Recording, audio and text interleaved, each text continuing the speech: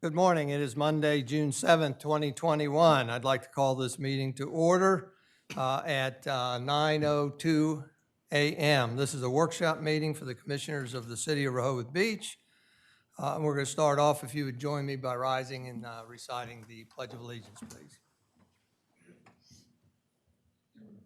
I pledge allegiance to the flag of the United States of America and to the republic for which it stands, one nation, under God, indivisible, with liberty and justice for all.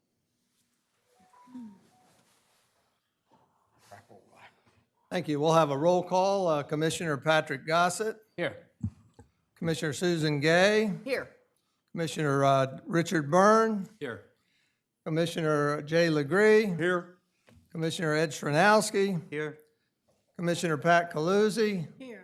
And I'm Mayor Stan Mills. We have a full quorum and are able to formally conduct business today. I'd also like to recognize City Manager Sharon Lynn is up here with us, and also Glenn Mendalis. I appreciate you all being here. And in the audience, I see Chief Keith Banks, Kevin Williams, Director of Public Services, Jeff Giles, who will meet later, Lynn Cohen, we will meet later. Evan Miller, Project Coordinator, and I think that's most of the bigwigs. Matt Janis with Building and Licensing. I would like to say that this is the first time for an in-person meeting of the commissioners in over 15 months. This is quite exciting for me to be up here. And actually, while Commissioner Legree and Commissioner Gossett and myself are not new to being up here, it is our first time sitting up here since being elected in August. Congratulations, gentlemen. With that, I'd like to welcome the public. This is a hybrid meeting, if you will. It's in person, but also you're able to participate virtually and call in from home. So that is still an opportunity for everybody. I'd like to thank those that registered to speak. Actually, Carol Everhart and Walter Brittingham, you're the two that have registered to speak. Be advised that if you're coming to an in-person meeting, we're going to resume old protocol, which means you raise your hand at the appropriate time and we'll call on you. For those that are at home watching this virtually, yes, you need to register in advance so that we can call on you at the appropriate times. I would like to remind everybody, as I usually do, that we have support documents that when they're ready and available prior to a meeting, they are embedded into the agenda or with a link. The support document for today is 103 pages long. So we're very proud of creating all those documents and getting them available to the public to see so that you all see essentially the same document package that we see. For anybody that's talking about any of the documents up here, if you would reference your page number. It says, I said 103 pages, it's 133 pages, so it just jumped a few pages. If you reference page numbers, then those watching on TV and all of us can follow along. With that, we'll go to correspondence relating to agenda items, and I don't have any correspondence identified. And with that, we'll go to the city manager's report. Thank you, Mayor, and good morning, everyone. I just first want to thank the staff, particularly the IT department headed up by Max Hamby, who persevered through virtual meetings for 15 months, as the mayor mentioned. It takes a great deal of not just time, but a great deal of thought and work that goes into that. So thank you, Max, and to your staff, as well as everyone else who participated virtually. And first off, the mayor mentioned some new staff, some new faces. Lynn Cohen comes to us with 20 years of experience in municipal communications.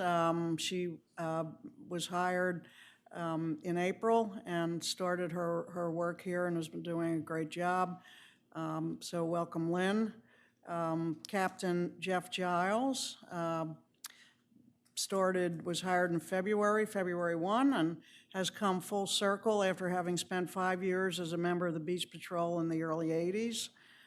Jeff then spent his long and successful career as a Delaware State Trooper, including time on patrol, criminal investigation, supervising the maritime and scuba units after having achieved the rank of sergeant and serving a total of 31 years, 1 month, 1 day before his retirement. He's put together a tremendous group of young adults, some returning and some starting as first-time lifeguards. The lieutenants round out the senior staff leaders, making for a great team for what promises to be a fun and safe summer season. For the first time, the Beach Patrol is under the supervision of Chief Keith Banks. I thank you, Chief, for taking on that responsibility. And Jeff, do you want to say anything, or we welcome you?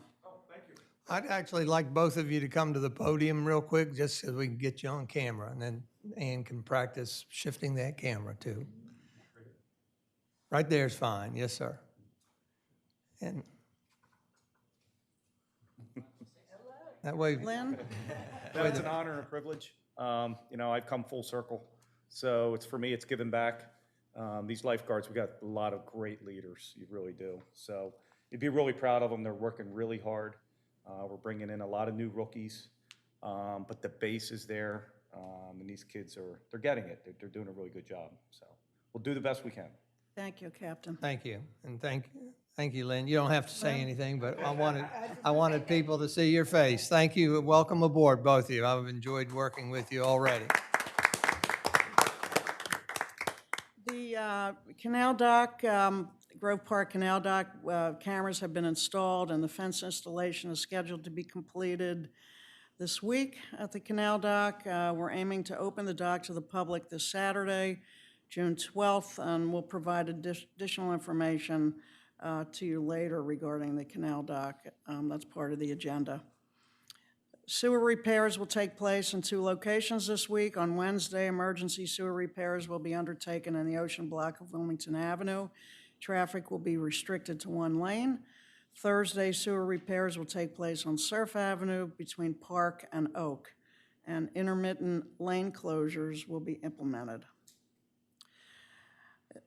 The city is working with the Delaware Emergency Management Agency and its contractor Curative to set up a mobile COVID vaccination testing site in the City Hall parking lot from noon to 6 p.m. Thursdays through July 15th. We've decided that this is a good spot, a very worthy endeavor. Mobile teams will be on a rotating schedule throughout the state, and the Rehoboth site will begin operations this Thursday, June 10th. They are requesting seven parking spaces to be determined with city staff for their preferred location. So that starts Thursday, and it'll be in effect through July 15. Permit parking revenue from the start of the season is down just a bit compared to 2019, which is our last full year of service, and it is up considerably from last year, obviously. I'll have more comprehensive information and a review for you regarding permit and meter revenue to report at your next meeting. Regarding the budget, because we have pretty much closed out the fiscal year of 21, March 31, 2021, just a quick report, and that revenue increased by $3.6 million from the April 2020 to the March 2021 period in our fiscal year. The increase is primarily attributed to the $1.98 million increase in property transfer tax. We budgeted $2.21 million and took in $4.19 million. This is the largest property transfer tax ever collected by the city in one fiscal year. The hotel accommodations tax, which was a new source of revenue starting in fiscal year 21, that was what was brought in is $719,000 $700 for the time period, and that resulted in a $80,000 budget shortfall. So first year, we budgeted $800,000. We took in $719,000, just short of that. So it was the first year collected, and with the pandemic, it was still a good, close estimate for that number. Obviously, while parking-related revenue has declined by $1.98 million, it has been more than offset by the aforementioned revenue sources. Rental tax for the fiscal year 21 is $2.14 million. That slightly exceeded the $2 million budgeted for the year, and it was just a little bit less than the amount collected for the 2020 year during the pandemic, or prior to the pandemic, sorry. Other major sources of revenue, such as property tax, refuse collection, the lease of property, beach concessions, they were stable and very close or above what we budgeted. Convention hall rentals are an exception, obviously, since Convention Center was closed. The planned date to reopen the Convention Center is September, and more information will be provided to you at a later date. Thank you, Mayor. Thank you. Any questions from the commissioners? Go ahead, Jay. I know this is probably not something you separated out. Any way to know how we've been doing on occupancy tax since the first of this calendar year? Yeah, we're actually up from 2020 and 2019. Okay, that's what I want to hear. So it's still trending slightly above? Yeah, great. One other question. At the last paragraph there of the report about capital outlays, general fund daily report, note in the Parks Department, we are negative $775,000. Is that offset by grants that would come in? This is specifically at Canal Dock. Is that offset by the grants? Yes, And that's is why you see reflected that. elsewhere? the Yes. grant?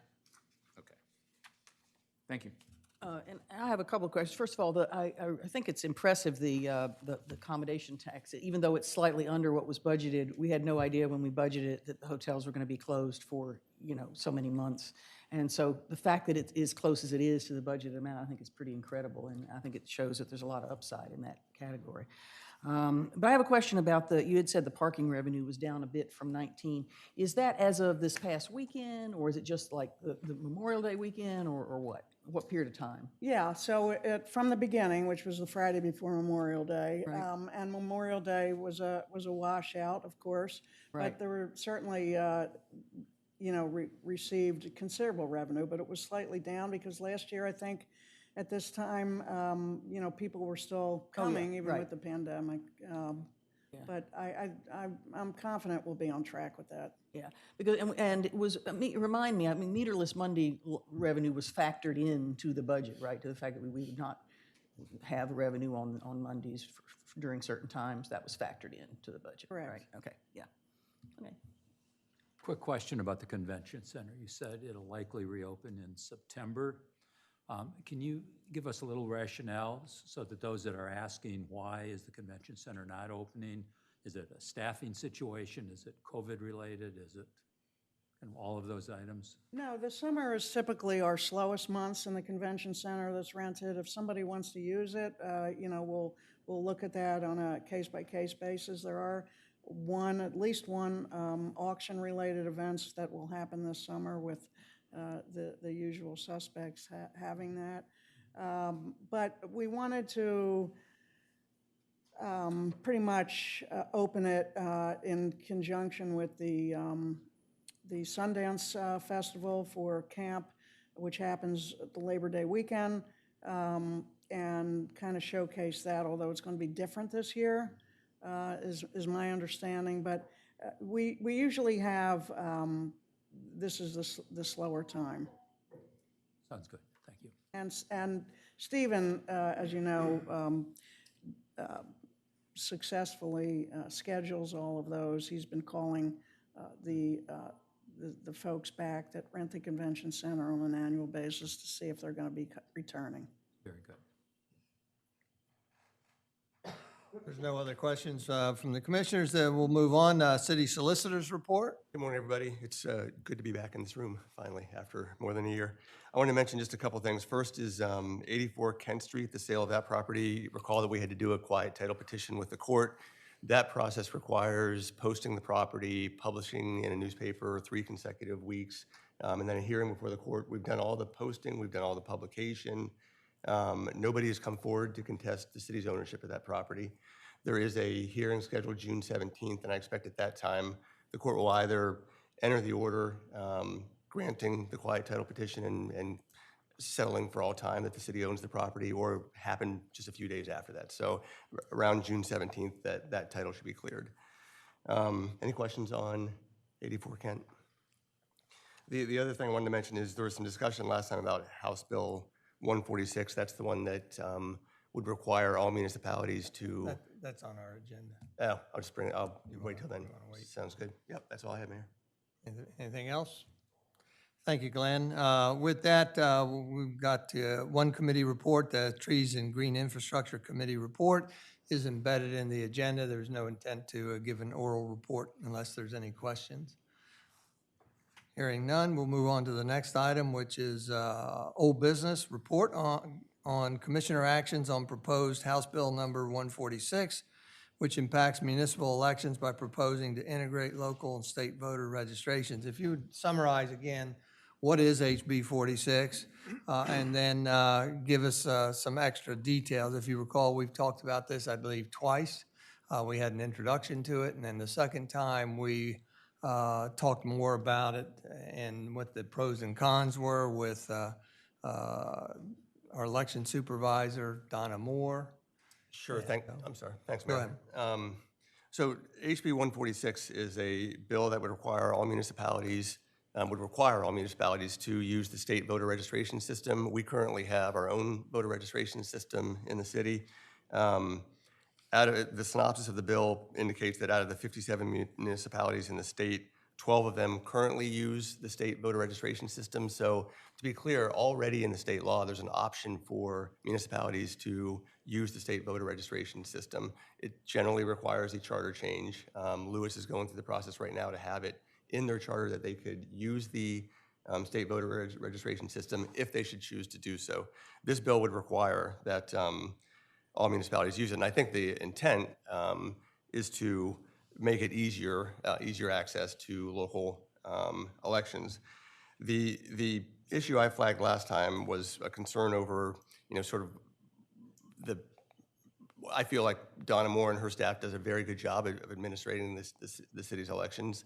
This would undoubtedly create a new level of administrative tasks for Donna to get up to speed on. She'd be able to do it.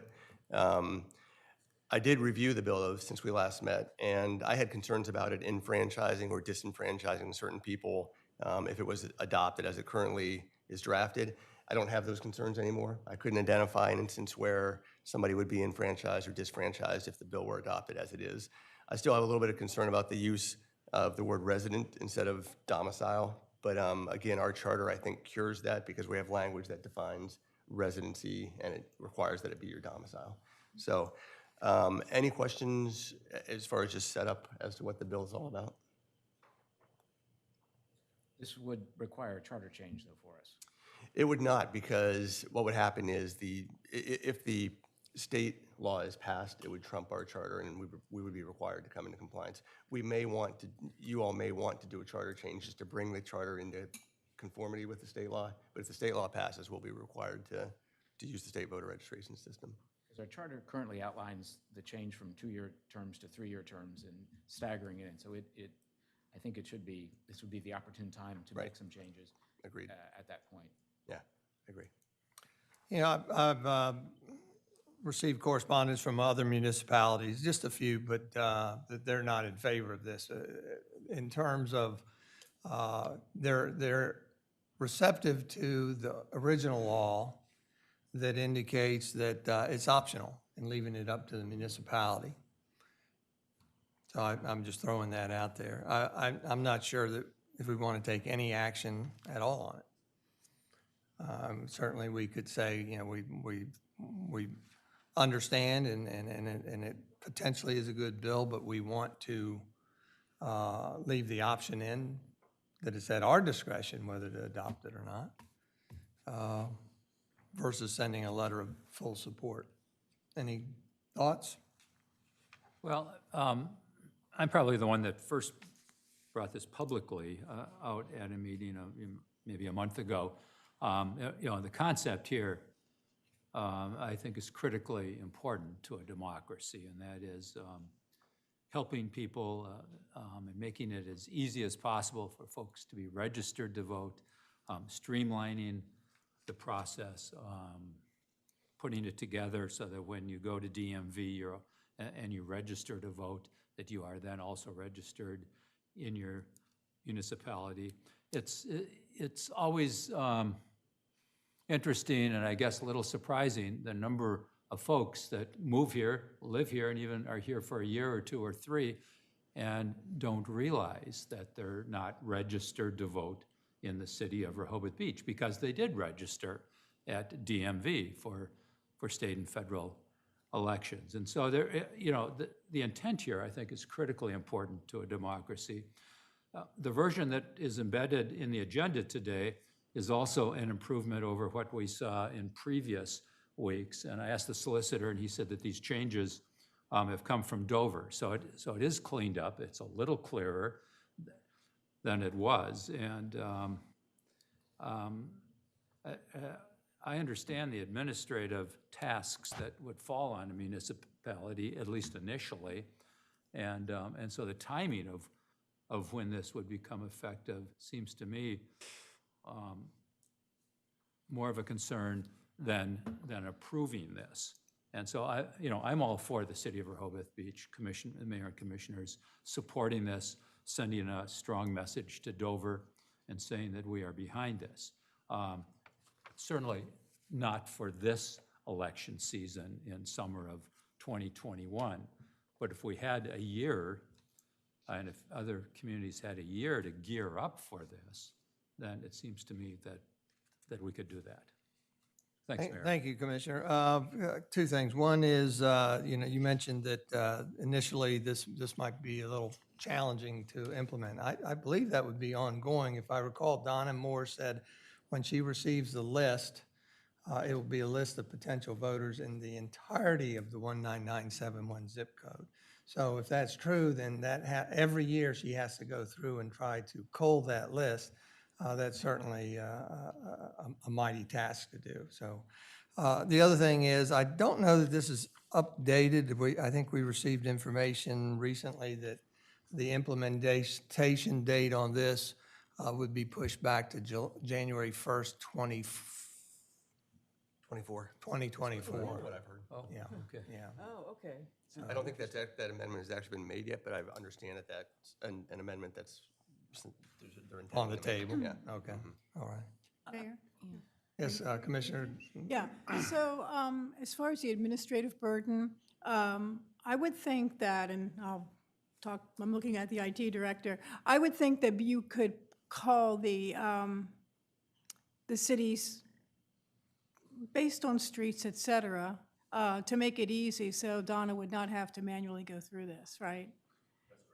Okay, so that may not be, that's probably not a challenge, and I also support what Commissioner Byrne has said. I'd like to see the mayor and commissioners support this effort, this bill. Thank you. Thank you, Commissioner. If I could just comment, I think that would be a concern that we can get through if indeed it is by the entire zip code. I don't know if that's factual or not. It could be because of another organization that I get involved with, and through League of Women Voters and so on, that they may be organized by ED, election district. In other words, the polling location. And if that's the case, then that narrows it down to our fire hall and to Rehoboth Elementary School. And if that's the case, then that would make it a little more efficient. All right, I have a logistical question. First of all, I think it's great to try to get all of the residents to be automatically registered. I've wanted that for a long time, but I do understood there were some administrative problems with it, so that's why we haven't done it. So in general, I would support this. However, I'm wondering, there's another bill going through now that's a sort of an automatic motor voter. It used to be, the motor voter has existed for a long time, but now it's going to be automatic where you get a license, you're automatically registered in. And I don't know when that one takes effect, because one question I had is, what about somebody who lives here and is not registered with the state? Would they have the option to register locally if they wanted to? So that, I mean, because you could have somebody fall between those cracks.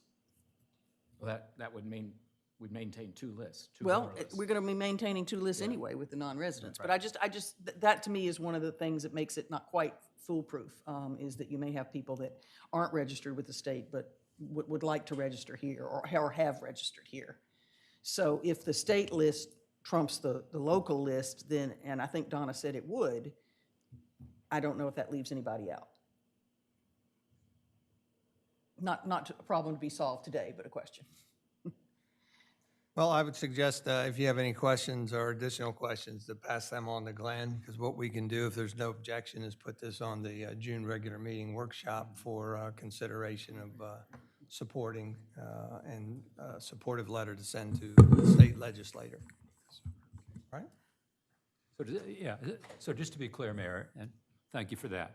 So Solicitor, will you be able to try to get at some additional information to help us better understand some of these questions for the later June meeting? I can, yes, I can. And Senate Bill 5 that Commissioner Gay just mentioned, it says it just takes effect upon being signed into law. Okay, all right. And so that means if somebody did not take advantage of the motor voter last time they got a license, and when they go to renew it, it'll be automatic. But I still think there's a potential there for people to not be on the state list and either already be on our list or want to be on our list. So. That's a good question. All right. Any members of the public care to speak? No. If not, we'll move on. Mayor, did I hear you say that you're anticipating pushback from other municipalities and that this may not be the final version? Or was I misunderstanding? I 'Cause think said you've been I think you contacted. read more into that than I said. There are some that are not receptive to this because they want to leave the option open to them making the decision whether they adhere to the and join the program or not. They don't want to be told necessarily that they have to do it. They want that option left there. Then that's Shirley's questions. This may or may not be the final version, although we support the idea. That's correct. And Glenn may not be able to get all the answers because. We have 11 again, days until the regular meeting. The proposal is still fluid, Yeah, correct? Okay. Right, and only until the end of the month when Right. they adjourn in Dover, so. I think so. All right, thank you very much. We'll move on to the next item of business, which is new business. Discuss requiring permitted compliance hearings for restaurants that sell alcohol that are being transferred to a new owner by deleting section 215-7 applicability, section C, and amending section 215-7 applicability A. This came from City Secretary Ann Womack and Matt Janis, building inspector, head honcho with building and licensing, and also from Sharon and Glenn. If you could help us out here and explain some rationale for moving forward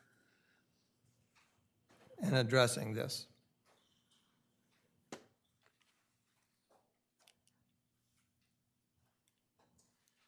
Good morning, and welcome back Morning. to a little bit of normalcy, Thank finally. you. Thank Feels you. good to be back. What we've found is basically problems arising from the process. Whereas a simple application can come in for the permanent compliance transfer, sometimes it gets muddied up by applicants changing little things here and there, adding a knee wall, rearranging some seating while not changing the exact amount. there's some rearrangement there.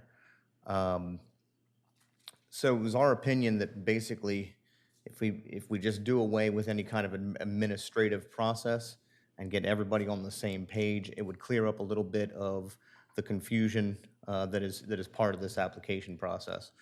Right now, we have one applicant that has hired some representation that believed that there wasn't significant enough changing in that application that warranted a full trip before the commissioners.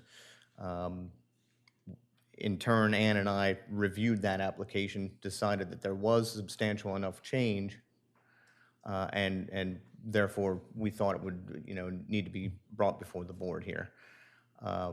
So it's more along the lines of clearing things up and getting the process hammered in, basically, so that the applicant knows this is the way we handle it. Instead of this possibility or this possibility, it's just one trip across the board for it.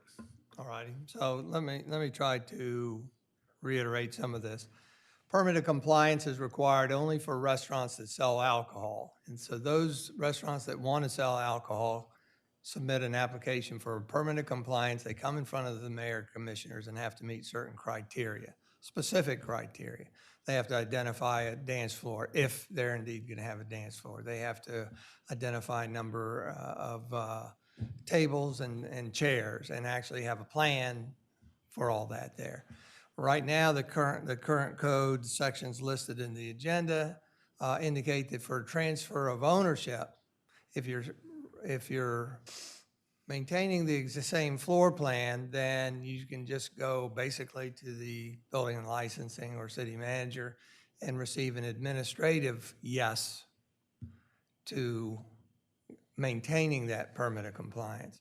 And what I've been hearing over the past many months is that yes or no, sometimes the floor plan's the same, sometimes perhaps not, but at some point it gets changed illegally because they're not following the plan. And so your offer is that we should take it off the table, require the new owners to come in front of us, and go through the whole process again. So that's kind of it in a nutshell. I don't disagree at all with that. I know over the years that there have been changes to floor plans. And frankly, I think it's probably a good idea with the complexities of the permit of compliance that the new owners do come in front of the mayor and commissioners at some point at the beginning so that they have a refresher of what the requirements are, and that if any changes are going to be made into the future, that there are certain protocols that have to be followed. Do you want to add anything to that? I think the only thing that I would add is it gives the applicant an opportunity to get before you so that everybody can put a face to the name as well, so they can see who's applying, ask any questions that might be pertinent to that applicant, and build that relationship that we try to build here with those situations. All right, thank you. Any questions from the commissioners? So the process now is someone that is buying a restaurant, an existing restaurant building. It is basically up to them to determine whether it's a substantial change or not. They choose? It would be up to us to make that determination. Usually we handle it with a preliminary meeting. They sit down with us, we go through, we review the application, make the determination at that point, and then either do it administratively or push it for the full review. In this case, we would be getting rid of interpretation. Right. So we don't define substantial really in the code at all? Correct. To a certain point. And I'm not sure you can. I mean, that's Right. one of those challenging things. Commissioner Byrne? Yeah, Matt, how will this impact the workload or staff time? Will this be more efficient than currently, or will it come down on your team as a lot of additional work time? Thank you, Mr. Commissioner. It certainly will add a little bit more time to our workload. However, we're already doing a review and a report for the administrative portion of it anyway. So where it would add just a meeting to that process on our part. So not a concern? No, not at all. Matt, how much workload does it add to the restaurant owner? Documentation basically is what it adds, and a fee, of course. The fee is then charged at that point for the full trip versus the administrative, a larger fee, I should say. And how many numbers are we talking about? As far as applicants, Yeah, in a year, or is it just once in a while, or is there a disagreement fairly often? so it usually rears its head about January when applicants are coming in to open up for the season.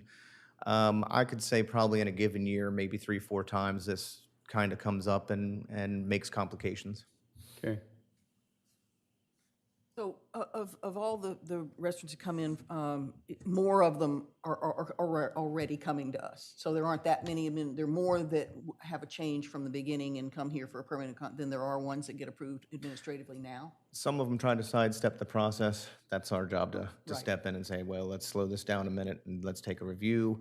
Let's see Right. exactly what you're doing, and then we'll make the interpretation from there. I mean, I think it would be great to have consistency across the board. I think that's more clear for everyone. Right. Yeah, I would agree also. And so this really would speed up the process because it's just choose one, not there's a choice. This is how you do it. It's more of a streamlining, absolutely. Yep. Any other questions from the council? If not, let's go to, and remember, this was initiated by Building and Licensing with, I believe, the concurrence of City Manager and Ann Womack, who also sits in on a lot of these administrative procedures also, and Glenn. Any members of the public like to speak on this topic? Carol Everhart, if you would come up to the microphone, please. We'll get you centered on camera, and then we can hear you. Okay, we're on. Too good. I just had one question on the timing. So if I am the restaurant, I've just purchased this restaurant, and I'm going to come before all of you to get approval. Because of the length of time with the agendas and that timing that's required, does that make it more difficult? Less time, more time? It could potentially add more time. However, when the applicant comes to us in the initial process, we let them know that all the steps, that we lay all the steps out before them. You need a building permit for this, you need a permanent compliance for this, you need this and this. And we lay out the process in front of them. It's up to them if they choose to listen to us or not before that process, but we do lay the process out at that point. Okay, I just bring that up because, as we all know, it's usually the spring. They're all at one time. They want to get opened. And so if the timing is better, that's a good thing. Usually you can handle this step of your process while you are doing your construction. If you've pulled a building permit, you apply at the same time for permanent compliance, and everything, works out with coordination that way. We do see a little bit of delay, obviously, if the applicant chooses to, wait on that permanent compliance application. Timing's my only concern. Thank you, Carol. And, we are very cognizant of timing on all this. And, while I've been mayor, I've received numerous permanent compliance notices from Building and Licensing. So they're on the ball and on top of that. We do have time constraints for, I believe we have to publish, Ann. So we've got to publish in the newspaper. So that's where they have to be very attentive to getting it in to be able to meet the timeline for permanent compliance hearing at a regular meeting. So as far as I know, that, I can say definitively I've never deferred on a permanent compliance because of too much on an agenda, for instance. We'll always squeeze it in, so. Thank you very much. Anything else from the commissioners? Just one other point. Yes. I think in making this change to the applicability, does that also not affect 21511 with design of a floor plan or inspection of a floor plan? If we're going to make a change, I think it would be reflected in that section of the code also. Read that section of the code. My recollection of that section of code, you're trying to remind us that we have to do an annual inspection of restaurants. Correct. For floor plans and But stuff. that language of substantially change is also in that text, or in that section of the code. So if we're going to eliminate that, to be consistent, I think we need to look at also 21511. 21511, okay, okay. Seals. So do we want to put this on the next July workshop agenda first, or do we want to bring this in for consideration? Oh, I'm ready to look at it at our June meeting. Okay. Yeah. I think the change to 21511, are you there, 21511? I'm looking at it now, yeah. Let's pause just a minute and see, let Glenn look and see what kind of change is made so that we're, I mean, there may be some change to 21511. I mean, but the intent of the ordinance would be to remove anything that's now going through an administrative process for permanent compliance to come before the full Board of Commissioners. So I'll make the changes. If it includes 21511, I'll be sure that you know that to put that on the agenda. So. all right? Are we all fine with that? Yep. Thank you. That's all from the public. Thank you very much. Thank you, Matthew. Thank you, Ann, for your input also. With that, we'll go to the next item of new business. That's to discuss a program to minimize light pollution from city-owned light fixtures, primarily boardwalk lights and street lights. There is a draft resolution. Can we put that on the screen? See if we can remember how to do some of these things. In the meantime, I'm gonna read it real quickly. This is a draft resolution. I believe every bit of content on here comes from a Dark Skies presentation that Jan Conacy, Frank Cooper, and Kate Markert initially presented to the Boardwalk Committee and Environment Committee. Also contains content from mention of the Boardwalk and Beach Committee, and also has content of the Environment Committee. I'll just go ahead and read it to you real quickly. Again, this is a draft resolution using language from those three groups. Whereas citizens Jan Conacy, Kate Markert, Frank Cooper collectively, plus the Boardwalk and Beach Committee and the Environment Committee endorse the use of light fixtures selected to reduce the negative effects of artificial light.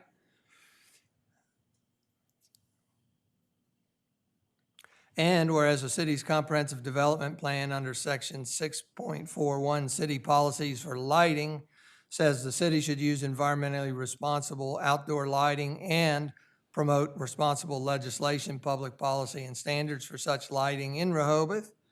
And whereas the mayor and commissioners desire to minimize adverse effects of artificial light, including reduction of sky glow. Sky glow is a glow in the night sky deriving from an artificial light source in which obscures our view of the night sky.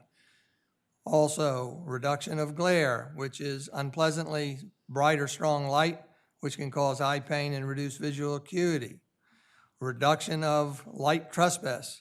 Light trespass is light distributed where it's not wanted or needed, also commonly referred to as spill light. Reduction of wasted cost energy because of spill light. Reduction of negative environmental impacts on turtles and migratory birds.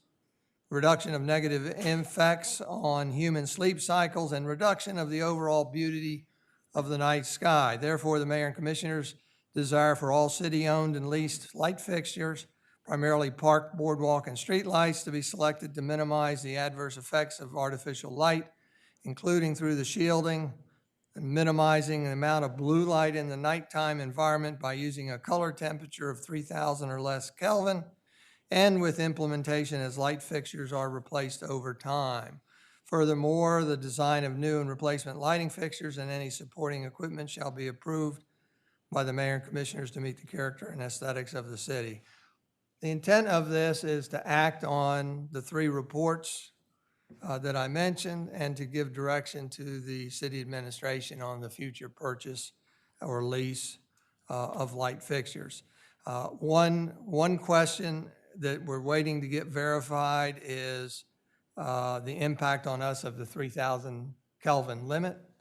As I'm sure you know, Commissioner Byrne, the dark skies indicates a desire to have lighting 3,000 Kelvin or less. Your report, environment report, actually used the figure of 2,700. I just picked what dark sky did.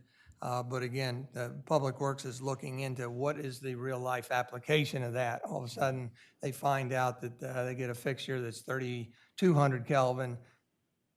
you know, so we're trying to do a little research anytime. So again, I'm very appreciative of the two committees, plus Jan Conacy et al.'s private group bringing this forward, and I'm ready to act on it. Are there any questions by the commissioners? Well, I personally am very ready to act on it as well, and I thank the mayor for taking a close look at what each of these groups did, summarizing it well. I think this, particularly from the vantage point of the Environment Committee, captures the work of the Environment Committee very well. And to me, customizing it for our city makes good sense. One can go into the Dark Sky Initiative and look very carefully at that, but you know, I think what we need to do is to have it make sense in a very practical way for our community. And this does that. This captures those important concepts very, very well. And this is the direction we want to go, to reduce all of these negative impacts on the environment, on human life, and so on. So I'm very supportive. Thank you. Very good, thank you. Any other commissioners? Commissioner LeGree? Yes, I too, I agree with Nick. This meshes really well with the dark sky guidelines, which they just renewed their, reworked their guidelines this last month, and now they're down to 2,200 kelvins on the temperature, which is fairly low. Yeah. But on the other hand, these are just guidelines, and they came out with 5 bullet points for cities and recommending. They also mesh very well with this. So I think this is great. I'm with Ed. I'm with the people at Dark Sky and the things they're doing. I'm very supportive of this initiative. My question is just as Commissioner Burns mentioned, the practicality of it. We do lease a majority of our light fixtures from Delmarva Power, and I just don't know if there's been conversations with them that they can meet these criteria with the leased lights, for one. And then the other issue of just safety. I know that safety of on the boardwalk at night and other city streets is also a topic of conversation. And again, I've not seen the amount of light output that these fixtures do, but would that impact the security for the brightness of the light or the feeling of security along the boardwalk? Just questions that I think are practical, as Commissioner Burns had mentioned, that to think about in moving forward. Thank you. Yeah, those are some things we can certainly And address. Go ahead. Excuse me for interrupting. One response to that, Commissioner, from the Dark Skies Initiative is that you light what you want to light, as opposed to it being diffused. And so if the point of that light is basically around human security, then it should be going right down where people need to feel secure and so on, as opposed to being diffused to the buildings on the west, the beach on the east. And there's fewer shadows in doing it that way. Right. Yeah. Okay, good. In fact, they've got some wonderful examples. Yes. If you look at their website, as Right. opposed to what you really want to do, as opposed to what often happens. Right. Great. Thank you. Thank you. Thank you. The Thank one you, com- Commissioner Gossett. We'll address those. Thank you. The one comment I'll make about the difference between whether it's 3,000 kelvins or 2,700, I just looked this up. When the Planning Commission approved the new school, one of the requirements was that it be 3,000, maximum 3,000 kelvins, and that was about 4 years ago. So they were dark sky compliant even then, and so it matches up well with this. Very good. Thank you. Commissioner, Go ahead, Ed. Yeah, on that note, in concept, I'm very supportive of this, but on the lines of some of the comments Commissioner Gossett made, do we have any idea what this is going to cost the city to switch out some of these light fixtures?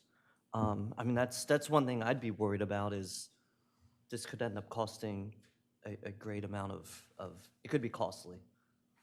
It absolutely could be, but I believe you have to have a philosophy, and you have to start with that philosophy, and then you recall that this is not to go in there and automatically start replacing everything. It's as needed.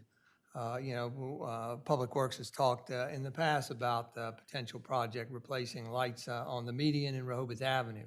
When that comes to fruition, they will then have guidelines if we've acted on that. So yeah, there may be a cost component to it. That maybe it takes an extra year to implement something. because it has to be broken up into multiple year budgets. We're not reinventing the wheel here. Public utility companies all across the country are capable and as a matter of fact, LED is a lot more adaptable to dark sky requirements than the old-fashioned lights, iodine lights halogen lights that we've been using. So they can be color corrected, they can be dimmed, they can be adjusted, they can be turned off in the daylight. There's a lot of things that really work well with LEDs and dark sky philosophy. So we're meshing really well with that. Any other comments by the commissioners? If not, we'll go to the. One more. Oh. June 8th, 9th, 10th, and 11th are the darkest skies that we've had I'm talking moon-wise, in several weeks. So get out and take a look, and maybe you can see the Milky Way tonight if you stand on the beach. I'm going out probably tomorrow night and see what I can see. But there'll be no moon, nothing to interfere, so we can see what the glare is and all this wasted light going up into the sky, or maybe not. Very good, thank you. Thank you. Any members of the public like to speak? Nope, let's shake our head no. Thank you very much. So we'll put that on the agenda for a vote at our June regular meeting. Thank you very much. And again, thank you for the Environment Committee members. Thank you, Jay. Give them thanks to your Beach and Boardwalk Committee. And again, thank Jan Conacy, Frank Cooper, and Kate Markert that actually initiated this program. With that, we'll go to the next item of new business, discuss a proposed ordinance to amend Chapter 195, Parks and Recreation, including clarification on a definition and private utilization of the Canal Dock. Mayor, this is a follow-up from the proposed language to this ordinance last month, and I'll turn it over to Evan Miller, who's been working on this with City Arborist. Sure, thank you. Good morning, Mayor, Commissioners, members of the public. So before you is a draft ordinance to amend the recently adopted Chapter 195 Parks and Recreation. There are 3 changes which have been highlighted in the support document provided on the agenda and also displayed on the screen. The first 2 changes are ones that were actually discussed prior to the adoption of Chapter 195 at the last meeting. So I've highlighted them here just for your awareness. That first change is including the Lewis-Rehoboth Canal Bank to the definition of park. And the second is adding unauthorized to number 10, which is no unauthorized sign, advertisement, or circular shall be erected, painted, pasted, or otherwise affixed or distributed on park property. And then the third and final change is a result of the decision to go towards a request for proposal for operation of a motorized watercraft taxi service or tour service for the Canal Dock. So that change just eliminates a reference to obtaining a business license for any person or group that would like to utilize the Canal Dock for personal profit or financial gain. Again, we do have the exceptions within towards the end there, you see it 195.4, where the city manager can grant an exception. In this case, it would be through a request for proposal. And that's all I have. Thank you, Evan, appreciate that. Commissioner Burns stepped out of the room, you just stepped back in. Obviously, line number 12, where we added the Lewis-Rehoboth Canal Bank. I just wanted to point out that, make sure we highlighted that was in response to Commissioner Burns' desire. Thank you very much. Commissioner Burns desired to identify that section of the Canal Bank from the bridge, what is that, south? Yes. To, what is that, 6th Street, essentially? Just beyond 6th, to the Park Place townhomes. Yeah. So we've now identified that generically. No authorized sign makes sense. And in terms of the 136, 137, 138, city may authorize any person or group to utilize the Canal Dock for personal profit or gain. That is, we can discuss that now if we choose. If anybody has any questions, it can also be part of the discussion with the RFPs. It should probably be done separate right now if anybody's questioning it.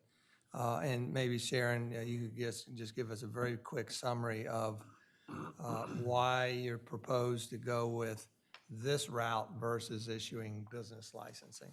Certainly. So we actually discussed both, I think, regarding the business license section and fee paid. This was the more practical approach, allowing for 2 RFPs to be advertised separately, one for the motorized and one for the non-motorized functionality for the dock.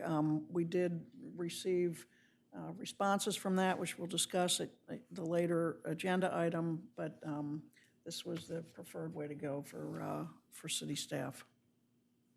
Any comments or questions on that or any other portion of the 3 amendments proposed? Nobody up here. Comments from the public? Walter, if you would come forward, please. Morning, nice to see you all. Walter Birmingham, 123 Hamilton Avenue. Technically speaking, I think the canal bank is insufficient. I raised the issue beforehand. I'm not pushing that point, but I think that the word should be Corps of Engineers right away. We've seen recently what happens, Canal Point or something talked about a dock on the canal, which is in the city of Rehoboth. So we need to assert ourselves, and the canal bank is then subject to what's the definition of the canal bank. So if you take the Corps of Engineers right away within the city of Rehoboth, it takes you from the entrance at the Rehoboth Bay into the canal and the bank on both sides, and it takes you halfway to Lewis. And at the time we voted on this years ago, it was intended to hopefully have some control in case oil lines came across. But I think Canal Bank is too restrictive, and I think you have an opportunity, since if this is a codification, to Army Corps of Engineers right away would be more inclusive, and I'll defer to a professional opinion from Mr. Mandelis and any questions. Thank you. Thank you, Walter. No, nobody else? With that, I'm sorry, Yeah. just to make a comment on that. There is a suggestion that perhaps we could just refer to that parcel number that is recorded with the United States of America for the Lewis-Rehoboth Canal. It is registered, there is a deed registered to Sussex County at Georgetown with a parcel number, which covers the entire length of the canal, all the property. That may be an option, just to indicate the parcel number for the description of the property. well, maybe that could be in parentheses afterwards. Remember, all this is trying to do, what we're trying to do is give it a moniker. Right. You know, we want to try to identify using a name that area of land that we want to designate as a park for the purposes of this chapter. So Glenn, if you would give some thought to whether we need more specificity or something, we'd appreciate it. I have a comment. Yes, Commissioner. So, to me, the parks that we're looking at within basically our 1 square mile, and to look at additional property, if you will, or the canal itself that runs the length between Lewis and up into the bay, I'm not so sure that we want to go that far. As you say, we're looking at a moniker really for parks that are within our city limits. So I think the description that we have is fine. Or if you want to look at it, that includes that portion of the right-of-way, the Corps of Engineers right-of-way, that might be a way to do it as well. But we certainly don't want to look at the whole canal, I don't think. No, and again, we'll have Glenn look at this, but I think the desire is specifically to identify that section of the bank on the Rehoboth side from the bridge to 6th Street, essentially. And that's all. We're not looking at the entirety of the canal bank, because Walter's correct. We own the canal for probably, what, a mile or so up and down. And, but we're trying to specify, find a way to properly identify just that land in that area noted. All right, Glenn? Within our corporate. Okay. Thank you, Walter. Anybody else? Nobody else from the, then we will put this on the agenda for consideration at our June regular meeting. Thank you very much. Thank you, Evan. Well, with that, we're going to go to the next item of new business, which is discuss a possible amendment to Article 4, Garbage and Refuse Collection, Section 227-24, Fees for Residential Collection of the Municipal Code to specify yard waste and recyclables in addition to solid waste and reevaluate related fees. Note that this agenda topic is specific to fees only, fees for yard waste, recycling, and solid waste. There are a couple slides in here that have to do with the change of the collection change of the collection schedule, and those will be put on to the next, one of the next workshop meetings because it's not specified on the agenda. So I hesitate to address that. And there's no critical time frame. So with that, Sharon, I'm going to turn it over to you to discuss residential fees for our different waste streams. Thank you, Mayor. This was a topic that basically was brought forward from the last month's acceptance of the one bid that we received for recycling from Blue Hen. As we know, the Blue Hen fees increased considerably, and we were charged with looking at some kind of rate structure that would assist the city in, pushing back a little and getting some revenue for this. So Jean Lee, if you don't know, is our administrative taskmaster, everything to do with trash and recycling from the administrative end and the billing end and the complaint end, I'll say, as well. Whereas the actual operation of that takes place in the streets department. But Jean and other staff discussed this, of course, with the Director of Public Works, and she put together a PowerPoint for your information. Jean? Okay, so the first few PowerPoint presentation slides are going to be what we currently charge and what it costs us as of right now. And then I'll go into what we would like to change based on what we came up with the staff members. Can you enlarge that a little bit, Max? Enlarge the. Not up. Oh, there we go.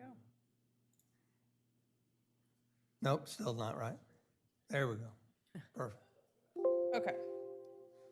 So first, just regular refuse and our valet service. So right now, we have a full-time and a seasonal resident price. It's $300 for our full-time, $275 for our seasonals. We have 1,987 customers that are full-time, and we have 782 that are seasonal customers right now. Then we also offer the valet service. For if you just want one can, we charge you $300 a year, and we have 61 customers right now that have at least one can. And then you can have up to 3 cans with the valet service. So if you have 2 or 3, we charge you an additional $120 per additional can. So we have 21 of those 61 customers that actually have more than one can right now. We also charge an initial price to purchase that valet can because that is a can with a city seal on it. And it's easily to identify who has valet based on those cans. So our total billing for refuse last year was $832,220. That's what we brought in through our full-time seasonal and valet service last year. Now, the last time we did up the price of seasonal and residential trash, we upped it $25, and that was in June of 2019. So that went on the billing for 2019. Now, the cost for refuse and valet service to us, including our labor, our equipment, and our dumping fees, it costs us $370,000, $609. And we pick up, that also includes the 2 weeks of bulk pickup that we offer. And then we purchase cans at $50, which we sell to the customer for $50. Now, our yard waste, we issued, as of right now, 895 cans. The residents do pay for those cans. They pay $35 a can, but they do not have to use a can. So the number of cans we have out there does not tell us how many people are using it, because you can put it out in a brown bag, you can put it out in a bundle, there's loose leaf pickup. There's a lot of ways to pick it up other than the can we issue. Right now, they pick it up the first, third, and fifth Wednesdays of the month. And then they also have the loose leaf pickup that's October 1st through May 15th. And that's every day of the week, it's different streets that they're picking up loose leaves. That cost to the city, once again, it costs us $50 a can to purchase those cans. The loose leaf pickup with the labor and the equipment, but not the dump fees, because that's all put in with our regular yard waste. That's $225,000. The normal yard waste, which is the first, third, and fifth Wednesdays, that labor, equipment, and all dump fees, including the loose leaf, that's $167,720 for us. Right now, recycling program. Now, the recycling is ran different because it's through a contracted service, so we have flat fees based on recycling. So Blue Hen will only pick up in the can that is issued. They do not pick up if you just put a box of recycling out or anything like that. It's also how we're billed is based on the number of cans we have issued. And we do issue cans for free to our residents. There's 37 pickups a year for recycling because they switch to an every other Friday during the winter. As of the new contract for this year, it will cost us $3.20 per can per pickup. And that goes up, if we stay with this contract over the 6 years that we can renew it through, it goes up to $3.90. So one can this year will cost us $118.40, and that will go up to $144.30 through the life of the 6 years if we stay with it through 6 years. So the first year it's going to cost us, or this year it's going to cost us $216,435, and that'll go up if we stay for the 6 years to $263,780 for our recycling program. And then we also do pay $50 for those cans as well, but we issue them for free. So right now, this is a chart of what we bring in and what it costs us. So the first line, estimated fiscal year 22, I did not put the recycling in the top part because right now in our budget, that's budgeted separately. It's not part of our what we bring in with refuse. So right now, just billing refuse, it would be, without changing anything and adding recycling to it, it'd be $799, or sorry, it would cost the city $799,863 to provide just yard waste and refuse. We'll bill $832,220 for the year, which gives us a $32,000 surplus on the refuse and yard waste. Recycling is going to cost us, outside of that, $216,000. Last year, it cost us $112,000. Now, looking into next year, I did put recycling up in the top because one of our suggested changes is to bill for recycling. So our cost to us, including recycling, would be $1,036,000. And if we bill $134.68 for recycling for the year for every issued can, we would be billing $1,078,000. Now that would give us a surplus of $41,000 next year. But we picked the $134.68 because that was the average price over the 6-year contract. So you'll have a surplus and then you'll have a deficit going through it all because we picked an average price instead of trying to increase it every year like our contract increases. So the changes that we would like to make for fees. Right now, we call our refuse bills just for refuse, but really that bill covers our refuse and our yard waste. So we would actually like to combine that wording for refuse and yard waste. That's really what you're paying for, is those two services. And then we would like to change it to a quarterly billing. Because if we add another $134 to somebody's bill, instead of throwing it at them once, we can bill it quarterly just like we bill water right now. We can bill it on the same quarters. And our trash year right now runs beginning of July through the end of June. We can do a quarterly bill beginning of July, run it quarterly, and it still coincides with the same year. So we wouldn't need to change, that wouldn't be a weird billing. We could change it easily to quarterly. And then, like I said, we'd like to add the $134.86 for each issued can. Now I say issued can because some customers have a lot of cans. Most customers have one can, but Blue Hen is charging us per can, not per customer. We want to continue issuing the first recycling can for free. However, we would like to make a replacement cost for cans because we get the, I lost my recycling bin 4 times from the same customer, and then all of a sudden 4 cans show up, or, you know, like, we replace a lot of recycling bins, and we issue them, just continually issue them for free. So first one's free. If you're getting a second can, we're gonna charge for that, would be free, but if it's a replacement can, we would charge a fee for the replacement can. And then right now, we're charging $35 for the yard waste can, but we'd like to up that to $50 to actually cover the cost of the can. And those are all the fee-based changes that we'd like to make. Any questions? Thank you very much, Jane. Yeah, I think there's probably going to be some questions.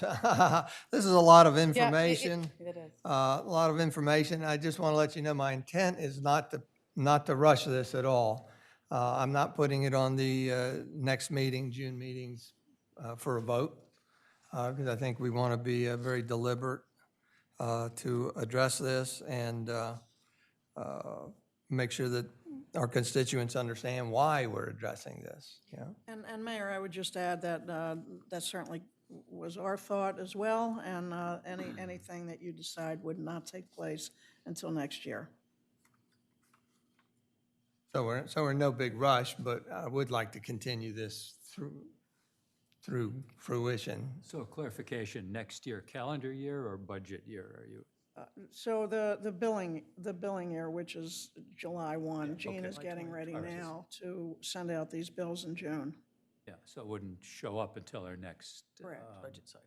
Budget cycle. I do have, But then again, if you're billing quarterly, couldn't it start at any of the quarters? No, but they said it was. Well, I was will be going to. billing for the whole year when I bill in June. Okay. So that will take us through the end of next June. Right, So right. our quarterlies then would start the next Right. so July. that does beg sure. a question Go for ahead. me. So our trash bill is annual, but you're proposing this as a recycling as quarterly. No, The- the whole trash and recycling, the whole fee be quarterly. Combined. Oh, the Combine it whole all, thing be 'cause- quarterly? Yep, because right now Okay. on your trash bill, Right. if you have recycling or yard waste bins, you would see your trash, your seasonal, Mm-hmm. or that, you'd see yard waste listed out and you'd see recycling listed out. Okay. That whole bill would go to quarterly. Okay, thank you. Yep. So Mayor, let me just ask you for, in terms of organization, is it your intention to stop here and discuss the fee part and not discuss the operational changes at all right Correct. now? Okay, Correct. fine. So it's time for questions now? Yes, uh-huh. Okay, first of all, I'm curious, I appreciate having this data. It's really great to be able to see in one place just what we're doing. And to tell you the truth, I'm not sure people realize, I'm not sure everybody realizes, I know I didn't for a while, that the recycling was basically a free service provided and has been provided since 2006. So it's obviously a great, benefit that people have had all those years, and I think most people are probably under the impression that they pay a blended rate. And frankly, I think that's probably the way to go in the future. But nevertheless, it's been a big benefit that people have gotten. But when you increase the cost by about 50%, I think that means that we do have to consider it very carefully and to maybe look at the whole picture and create a plan that's, fair for everybody. Because that's a big, it's a big increase that people aren't necessarily expecting. I'm curious on the recycling. Of recycling, there's only 1,828, whereas there's a total of 2,769 refuse. Does the city have a list of those cans that's been issued? All right, so what happens when there's a change of ownership? Does the new owner just inherit automatically the can? Yes. Okay, so what if I said, come get my can? You can come pick up your can. So then the new fee is an incentive for people to do just that. It could be, if they don't want to pay it and they want us to pick it up. Yeah. Okay. Do you ever have people say, come get it, or not? Or not? Typically not, right? It's very rare. Most people have us pick it up like they're demoing their house. Okay. They don't want the recycling bin there while they're doing it. They call back a year later. They want their recycling bin back. That's typically when we pick up one. Okay. Other than that, I can't recall any that we've just picked up. Right, okay. But but on the proposal for the 134, whatever it is, there's no seasonal variation in that, right? No, because we don't get a seasonal. If you have a can at your house, we get charged for it whether you put it out or not. Right, and that's So- true all year. I mean, so there's Yep. not Yep. even, okay. But you did say the bill was per can, so for those customers who have more than one recycling bin, they would get a double bill. They would get 2 charges for it. Okay. How many, are there a lot of people that have more than one can? So the mass majority, I want to say 1,700 and some have just 1 can. We have a handful that have 2, and then we have like 4 or 5 people that have more than 2. I think we have 1 person that has 4. Okay. I could see that 1 person dropping down to 1 or 2 cans if we do this. I'd probably not 4 anymore. Yeah. Well, my opinion right off the bat with that, and I'd love to see sort of what other communities do. I know other places that I have lived have a blended rate. So you pay, what you pay for is all of the services rather than breaking out recycling, because I do think it could be a disincentive, and I think we need to look at that. The problem is that the recycling has suddenly hit us fairly hard. This next year is like a 9% increase. And it needs to be explained to the people what this jump is primarily caused by. Another thing is that the rentals don't particularly stop just because their can's full. Right. I mean, there is stuff stacked everywhere. Now, if Blue Hen is using, which I'm sure they are, using their single driver truck, I think that's the basis of their contract. They can't get out and pick up corrugated boxes and bottles and cans scattered out. And so that needs to be explained. I'm sure it's doable. I love what you're doing. I just love this idea of getting this in its own box. And the box is recyclables and ordinary refuse. And we've needed to do this. So those are just questions. My observations aren't reflective of what Gene's saying, that they won't pick up recyclables put in a box. My observations don't mirror yours in that that the single machine is not conducive to picking up cardboard and other things, because I've witnessed they'll empty the cart first and then put the cardboard in it and then dump that. So I've never seen them walk away from recycles in a box. Now, the thing is, we're not getting charged for that box or that extra thing. So that's kind of the perk, if you will. But you know darn well, that's what their per can price is reflected of that. I thought their formula. per can prices were single driver truck. Contract. The truck has nothing to do with it, I don't believe. They Truck- will pick up stuff sitting next to a can, If but they you, won't, if you have an issued can at that address, they will pick it up. Correct. You just put out a box and you don't, because every driver actually does have a list of our addresses that have cans. If you just put out recycling and you're not on that list, that's really the only time they would leave it there. And I get pictures then, hey, this address isn't on your recycling, and we deal with it Right. on a base by base. But if you have an issued can, they're gonna pick up your recycling. Right. So the truck has nothing to do with it. They still come through with the rear loader trucks. And that's even easier for them because they grab the cardboard and they throw it in the back of the rear loader truck or something. So that has nothing to well, do with it. on the contrary, I No? thought the contract was for their truck with the side loader. Maybe not. I need to be corrected. I have to look at it, Yeah. Commissioner. I'm sure their labor know. is I don't know. markedly more if they have to do two people on a truck. We'll let you research that because I know you've got the have all the numbers. contract, so we're going to put that on you. Are there any other questions from the commissioners? I've got a couple. Yeah. I guess a question for the city manager. A couple years ago, we changed all of the, we went from a calendar year instead of this July 1 to June 30th date for licenses and fees. Is there a reason why we didn't go to that for the trash and recycling or trash? No, I think that we just, it's not that we didn't look at that, we just kept it on that schedule. And if we go to a quarterly billing cycle, administratively, is that more costly? No. It won't be hard to change them to quarterly, and it won't be hard to bill it. Trash is very quick to bill. They're all flat fees. That's not like water where we have metered information that needs to go in and all that stuff. I do it in maybe half a day as a trash billing. The trash billing itself does not take long. And are most people on automatic payments for that? If I- you're on automatic payment for water, you're on automatic payment for trash, because in our system, they're actually both utilities. So it's the same people that do water and sewer auto do refuse auto. You don't have a choice to split it up. I'm not sure that homeowners want to get charged $33 quarterly instead of $134 annually. To me, that just is more inconvenient. So I've got concerns about the quarterly billing. I think it would make more sense to have it annually. But otherwise, I think it makes sense. People need to pay for what they're using. And there's an education piece to this.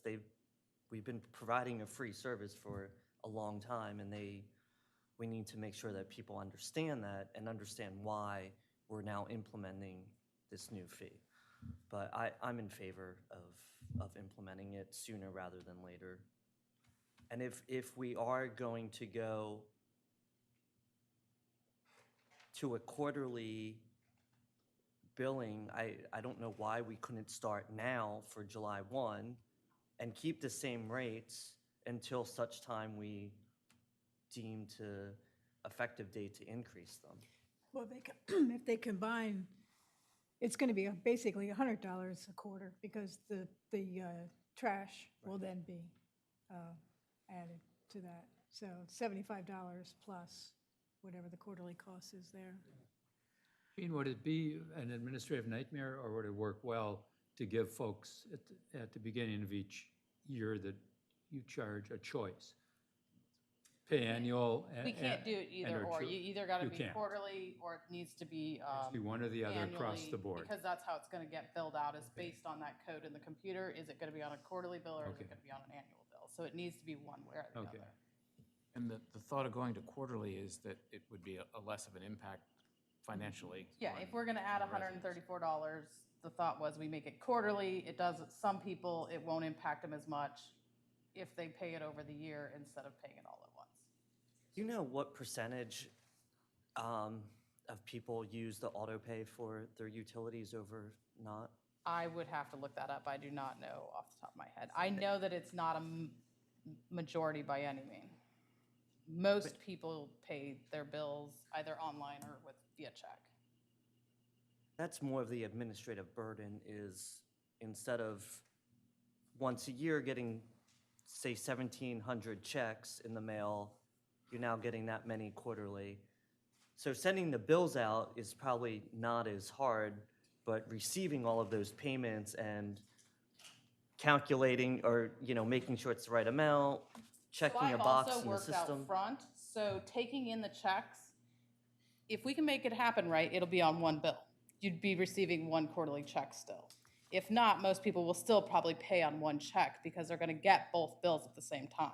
Okay, so you're So saying. we're not we would coordinate this with our utility billing. Okay. We That- would not. That makes more sense, though. That makes more sense. We wouldn't send a bill at the beginning of the month and a bill, Donna and I will work together and we can make this, Okay, that makes more sense. make it smooth. Yes, that would be much better. Aren't these, don't most people just just move money out of your bank into the city bank and you're getting envelopes in the mail? Mass majority of payments come via check. Really? Yes. Oh, That surprises me. Yeah. Very Well, much. I thought mine was just coming out of my bank. One You mean thing they're is- sending you a One thing- envelope? One thing people don't understand too is if you go on your bank account and you pay City of Rehoboth Beach, They mail you a we receive a check. Right, yep. We don't automatically, the only way we automatically get money in our account is if you sign up for ACH.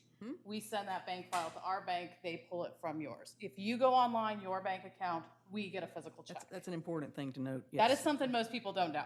We should get have physical incentives. checks. We should make incentives for folks to do direct transfer. Whoa. Well, we've certainly published it in past years and in recent years, and it's just the the appetite of the population, I guess, that, some people still like that. Some people still like to bring their bills in to City Hall to say hi. So the majority don't do auto pay, but I'm assuming a significant percentage does pay electronically, ultimately, right? Even if they're doing it manually. I would say, if you took all the different versions, you're writing out your check is what's the majority. Really? Personal checks. I'm amazed. Whoa. For all bills across the city, tax. Well, taxes is mortgage companies, that's a whole different ballgame, but for all the other bills, yeah, people write checks. And then there's ability to do credit card. Do many people do that? So it's not there is a handful that do it, and that has gone up since we went to the new system, and they can see their bills online and stuff. So from our old system to now, it's gone up, but it isn't a significant amount. And there's a fee associated with that, There's too. a 2.5% fee to Right, pay yeah, online, or with any Which is credit card typical, or anything, yeah. yeah. What do you do about some people that request a recycle can like in the middle of a quarter? I mean, what do you do now? How do you do the billing if they come into the system? So partway through? one nice thing, if we switch to quarterly, if they requested it in the middle of it, it'd be easier to bill. Now, just a recycling can, we're not charging them anything for that, Right, so I yeah. add it to their, Right, bill for the next, at a $0 amount. But nothing, I send monthly the number of cans we have to Blue Hen, and that's how they bill us, is you want one this month, I add you to the list. Somebody needed it taken away because they're demoing and they're not gonna use it, I take them off the list. So every month we send that to Blue Hen. But we don't bill them anything, so I don't worry about billing wise for recycling. Trash, if somebody comes in, builds a new house, we need to add them to our trash list. I send them a prorated bill Prorated, okay. for the end of the And year. so you would do that going forward, even when people come and go, or within a quarter, you would prorate? If it was in a quarter, I could prorate it a little differently than I do right now because the billings would be closer together. Right now, it's just an annual proration, but yeah.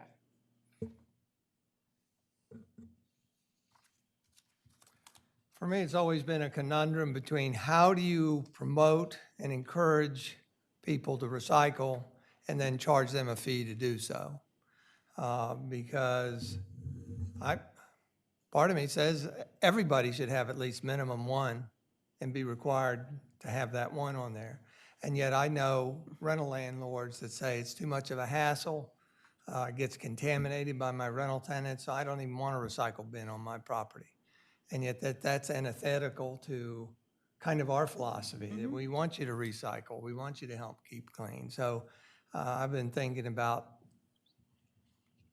a requirement that you have to have one recycle bin on your property, and you are paying for that. Mayor, you bring up a good point, but one of the things that we're concerned about now is the contamination and the additional charges because of that. So I'm wondering, we do need some sort of educational component or something to try to get at least our residents, maybe you're going to have a hard time with renters, but perhaps to do something there. Because was I under the impression that perhaps the rate could be lowered again in the future if we didn't have as much contaminated? No? No. That's wishful thinking then, I No, guess. And recall that our recycling gets intermingled with another communities. Oh, yeah, right. So it's very hard to even Yeah. trace Right. where the contamination is from. And see, I'm glad you brought that up about requiring it, because the way our code reads now for a refuse, you're required. Whether you put out refuse or not, you are required to pay the fee, right? Isn't that the way the code works? So we already have that for refuse. I don't know why we wouldn't do the same thing. Now, I assume the flip side of that is that if we increase the number of cans, then the charge for Blue Hen is going to be even higher. I don't know whether it would go down on a per can basis. But if we increase, if we go up from 1,800 cans to 2,700 cans, we're paying Blue Hen more, I assume. That's what the Blue Hen contract is based on. Yeah, We right. would bill that out. I mean, Well, right, but it would be even higher potentially than what we already see here, maybe. Correct. I don't know, or maybe not. Maybe there would be economy of scale on that. I don't know. But I do like the idea of making it mandatory. What the mayor said is absolutely correct. Yeah. That's just what's going to happen. Any other questions up here about fees and fee schedule? Again, I don't want to rush this. The next time it would appear on our agenda, unless anybody does want to accelerate it and get the billing in this year, I would put it on the July workshop meeting. So the earliest we would consider it would be just July regular meeting. Any members of the public like to talk about this topic specifically limited to the fee schedule for garbage, refuse, yard waste, and recycling? Suzanne Good? You want to identify yourself and your address, please. Suzanne Good, 1 Grove Street. When I saw this, I was really glad to see it because recycling is I actually applied to, was not chosen for the Environment Committee, but I think recycling Blue Hen's having a problem. Less than 10% of what they're collecting from our community in Delaware is being recycled. The only thing that's all that recyclable economically now is aluminum and copper. So that's another issue. So because of that, I think a lot of people could justify saying, well, I don't want to pay the $134 a year. I'm going to use less plastic. I'm going to, on my own, take my aluminum cans, and there are places to do that, actually, fairly conveniently. So I would agree with Susan. I think that it probably has to be, as it is in most communities across the country, that the refuse and recycling are incorporated into one sum of money. Or you'll have people announce that they're managing their recycling on their own. Unfortunately, they vote with their pockets on this, and they're going to unsubscribe to the $134.68 a year new charge. That's my feeling. The quarterly versus annual, I don't see that as a game changer. A lot of people probably find it convenient. It's a nominal amount of money, whatever it is, $300 a year. They probably prefer to have it annually. But I also wanted to just let you know, I'm not surprised you're finding a large proportion of us pay by check.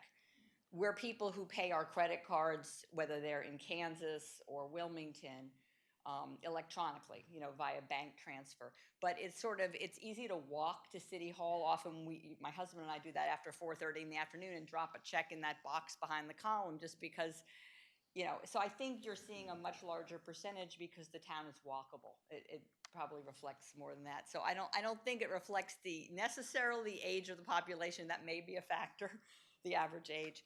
So I appreciate you're looking into this. And the last observation, Jay, I think it varies by the driver, because I have seen drivers as a favor pick up like knockdown cardboard next to a Blue Hen can. But then I saw a large group had left bags and bags adjacent to the Blue Hen can of, I think, I don't know, bottles and cans in brown grocery bags. And the driver deliberately ignored all those bags and forced the owner I guess, to put those bags of recyclables in the can that afternoon and attempt to get it taken the following week or whatever. So I think there's it might depend on the crew working that morning, more than anything else, whether they're willing to take stuff that's not in the can. So I think this is, I'm not surprised the fees are going up. And if you look at trends, 80% rate hikes in this are just the beginning, because of the landfills being saturated and China doesn't want to hasn't taken our recyclables since 2018, so no one wants it. So it's great to discuss it like a good year in advance of when it probably becomes relevant. I guess July 1st, 2022. Thank you very much. Thank you, Suzanne. Anybody else? Walter? Walter Brittingham, 123 Henlopen Avenue. Miss City Manager, young lady, excellent presentation. I'm critical about a lot of things. You're doing a really good job on this and an excellent report. Thank you, Walter. Thank you, Jane. Great job. Thank you, Jane. Sorry, Mayor, a question. Do we know the figure that Suzanne just mentioned, the 10%? Do we know that to be true? And if 10% is all that's actually being recycled, is there even a point to recycle? Suzanne, can you cite your source on that? Because I'm questioning also. I could look it up. It's either Forbes magazine or Business Week, and it's the sad reality of the current state of recycling. Well, it sounds like you're making it sounds like you're taking a broad article and applying it to Rehoboth, and I don't believe we should ask that's Blue true. Hen what percentage of it, due to contamination and due to it being things like cardboard and plastic, which have very little value to be recycled, they're actually not taking to the landfill. We could try to, I don't know whether we could someone in City Hall could call Blue Hen, whether they'd be willing to give us some idea, because I think they're struggling to find a buyer for most of it. But Okay. you're right. All right. Thank you. Thank you, Suzanne. The nationwide trends are necessarily already here. Thank you, Suzanne. I'm going to get with Mr. Williams and find out who he talked to at Blue Hen when we had the contract.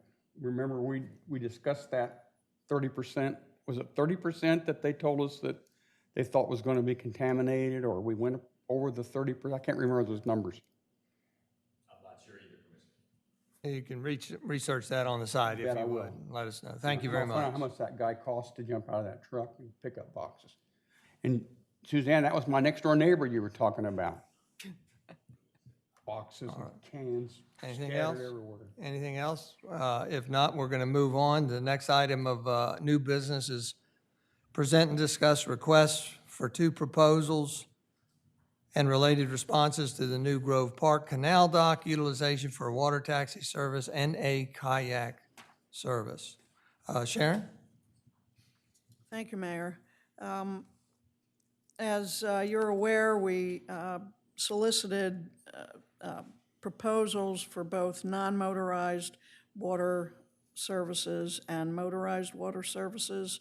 We advertised on May 21, and proposals were due and opened on June 3rd last week.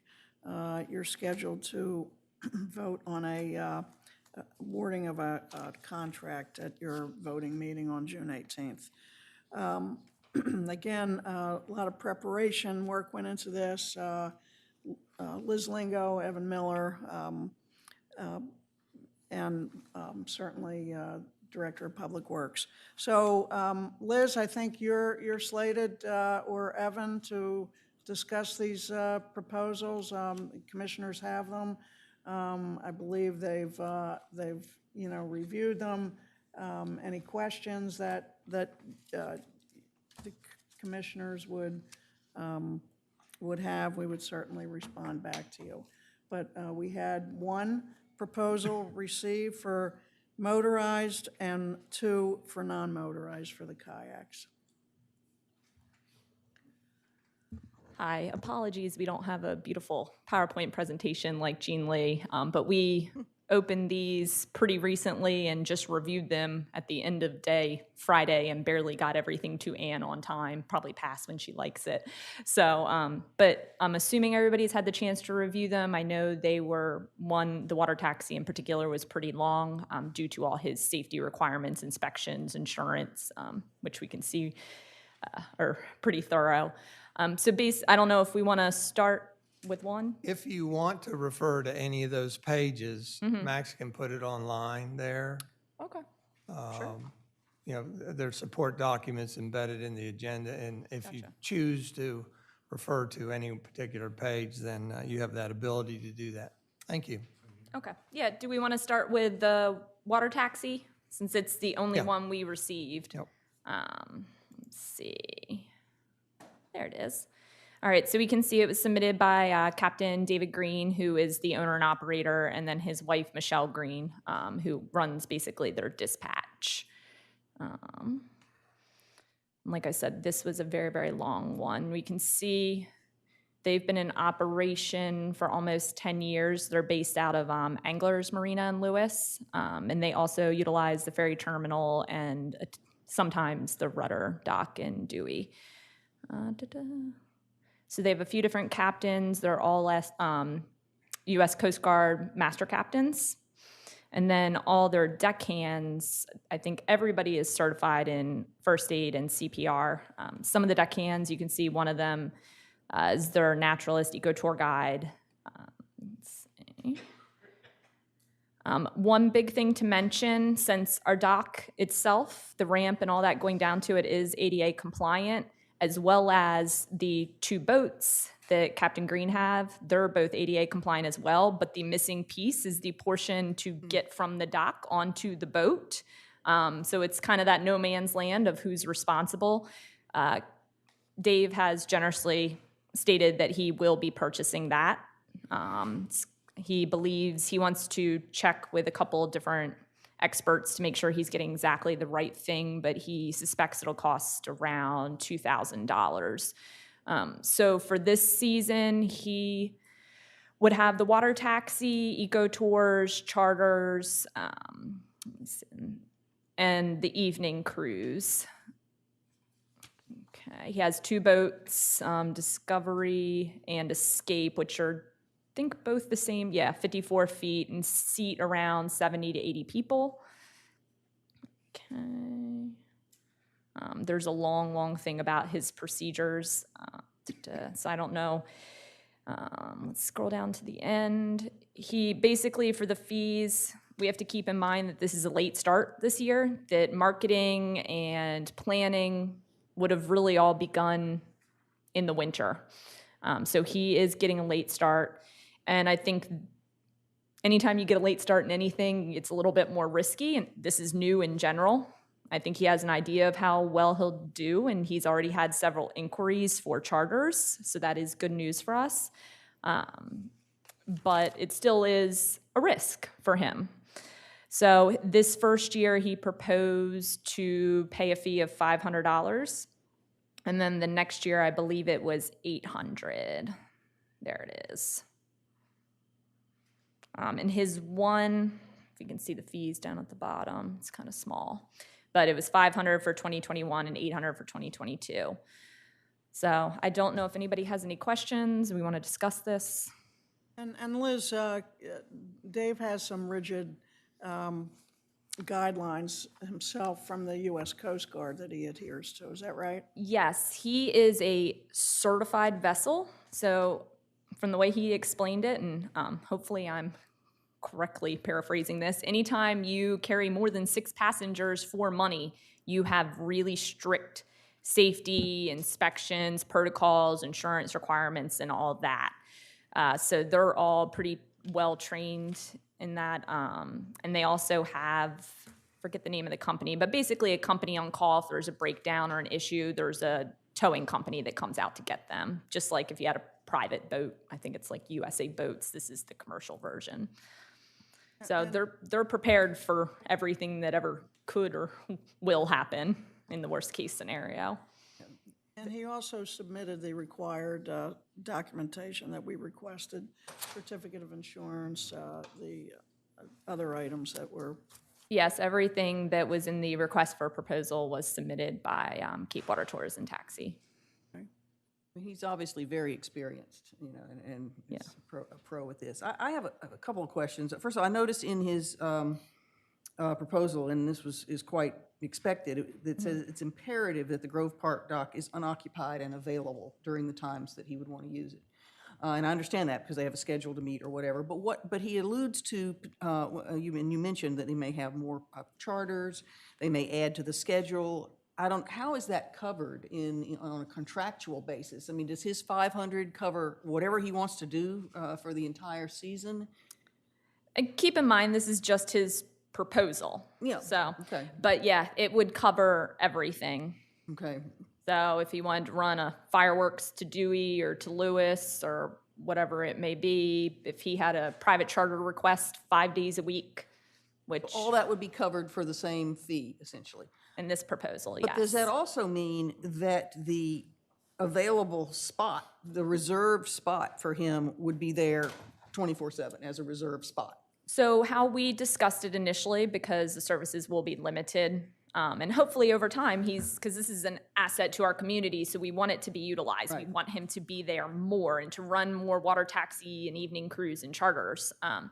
But initially, it'll just be a couple days a week planned. Right.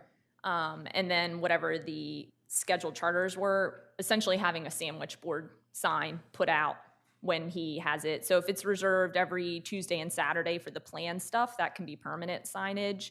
But he also has dry erase sandwich boards, so we can write on the sandwich board, reserved Saturday, noon to 2, water taxi.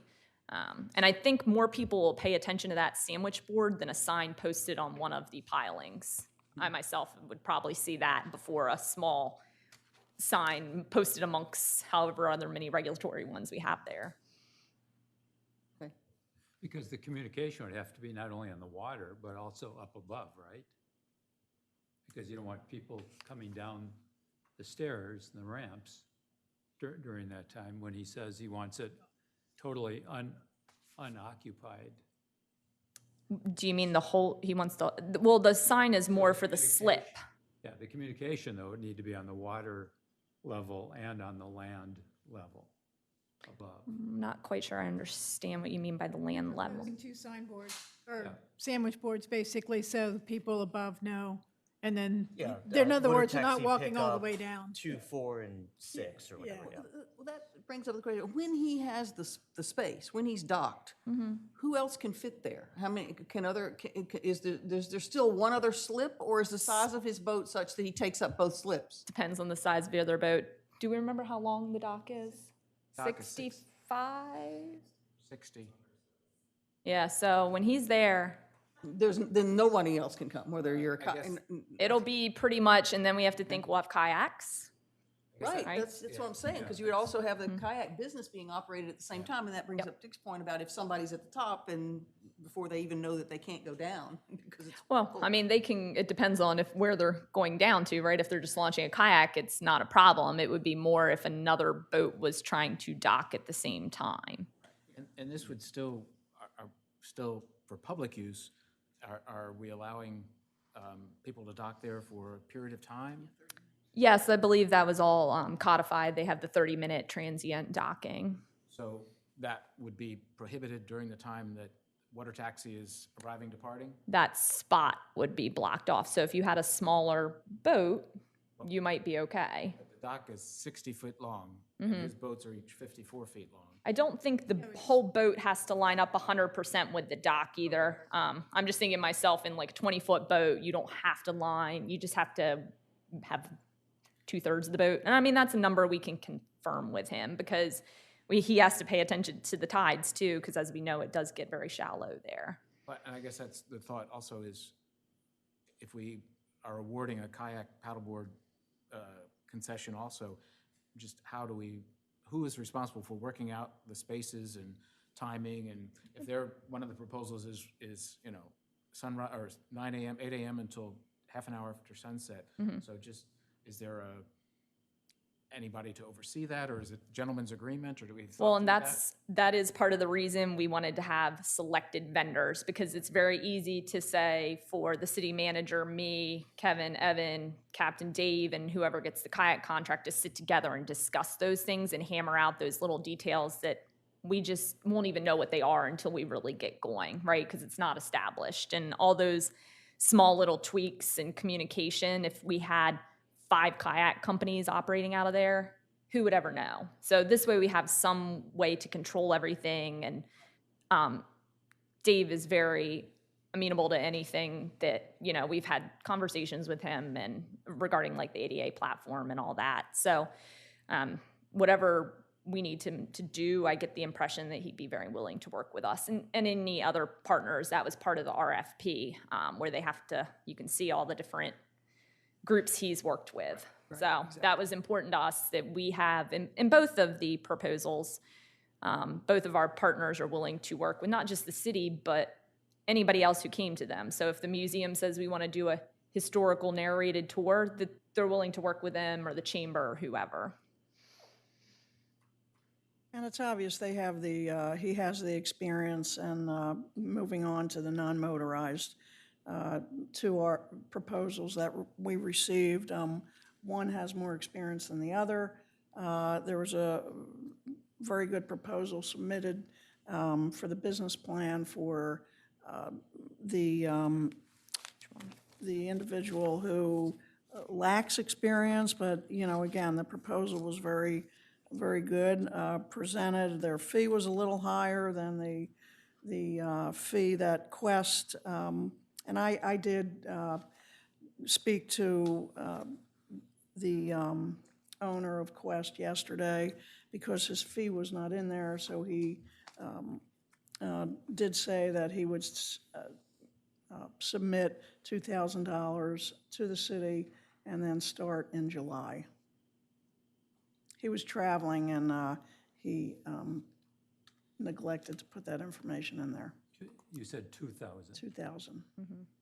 Liz, does he, talking about the water taxi, Okay. do they identify what their fees are, what they're charging customers? Not in the RFP, but it is all available right online. Oh, online, okay. Yeah, even the private charter costs are right online. Okay. Do we want me to open up any of the Well, Quest or? we want to go over each of the kayak ones individually, because each had interesting caveats or qualifications. But I do want to, while you're looking up any of that, on page 102 of 133, so this would be the motorboat. They're talking about all their vessel refuse just put in garbage bags, which are stored on board until they can be disposed of in dumpsters on shore. Do you know what the intent there? Are they expecting the city to have a dumpster? Probably the marina where they Yeah, dock. it's at Anglers, yeah. It's at the marina where they dock. or where Okay, they keep it's not fish. intended here, okay. Although we do have the couple of big bellies still for people coming right Yeah, off well, that. But it wouldn't cover a whole boat. And the good thing about, I think, everyone who submitted proposals for both items, they'll all be good stewards of the dock. If they see a piece of trash, and the references all confirm this as well, if they see a piece of trash that didn't come from their people, they're going to pick it up. They're not going to look at a piece of garbage laying in the water or a plastic bag and just shrug and walk away. So it's another benefit to having our own, vendors down there. Yeah, I just would not be comfortable with them using any of our dumpsters. 'Cause those big bellies and Yeah, we don't have anything the else room. are for our patrons and Yeah. visitors, not for their business. Well, that's a good point. I know Liz did check the references, and I think at least one was very favorable in saying that the trash was picked up, and they were very attentive to that. Yes, so both for Quest specifically, since one of the Lewis councilmen was his reference, and they were very happy with him overall. That they had a couple of actual water rescues last year because there were no lifeguards at Roosevelt Inlet, and also, even though they run bonfires, you can also have your own bonfire on Lewis Beach, and they not only cleaned up their bonfires, but also anybody else who didn't do a good job cleaning them up. So those type of things are really important, right? We're not in this to necessarily make money off the dock. Anything we can get to help pay for some of the maintenance is great, but they're both supposed to be amenities for our residents and visitors and to help activate the space. So this may test your memory, but are you able to do a comparison or contrast of these two companies? By example, their fees. One Quest has offered $2,000. The other one, what's their name? They don't have an actual business license. Mr. Green. Yeah. Mr. Green's Green and Ohana. Yeah. opportunity is $3,500, I think. Yes.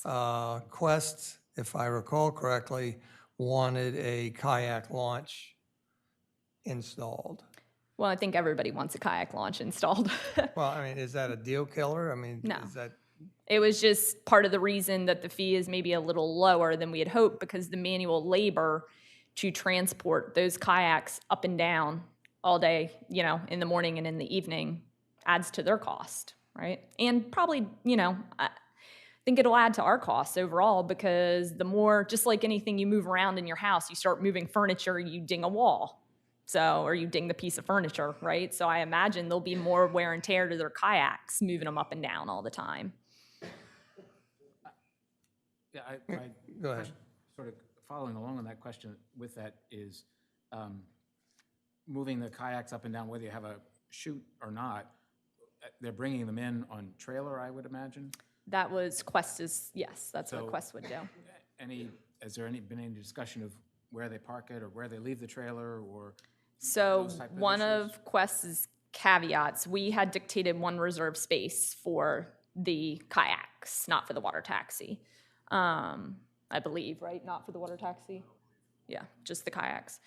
They need two, because they need a spot to put their trailer, which brings all the equipment, and then they need a spot for the staff member to park. So if there's an emergency or the staff needs to get in and out really quickly, they have to be right there. But I have small familiarity with this, but the size of a kayak trailer, they're huge. I mean, it's not one parking space. I think they have several different types of, I've even seen Quest transport things in a pickup truck, so. Just issues there. And they also, in Quest, talks about instructional classes, offering classes. Does that bring additional people and parking and stuff to that nature, or is that just part of their also program of renting paddle boards and? So they all have separate, I think pretty much all the paddleboards and kayaks have rentals, which you can just walk up and say, I want a kayak for 2 hours. It's $25, right? Or they have, and they all get a little bit of instruction, safety instruction, basics before they send them out with the kayak. But then they also have instructional lessons themselves. And then I think Quest for sure offers an eco tour. So you can paddle around, look at the different flora and fauna in the area. But yeah, people will, if they're leaving from Rehoboth, and they're not walking or biking distance, they could be driving. And I noticed in that also they say lack of overnight storage, and that is in their operating and logistics safety concerns. Are they looking to us to address that, or it's just thrown out there that there's no overnight storage and they admit to that, or is that something they're looking for the city to resolve?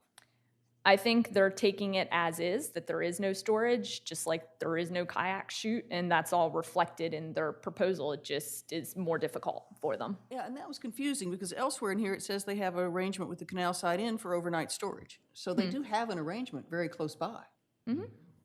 The one thing I'll mention too, and I can certainly understand why they might need 2 parking spaces, but then you have to net out the lost revenue of parking against that $2,000 fee.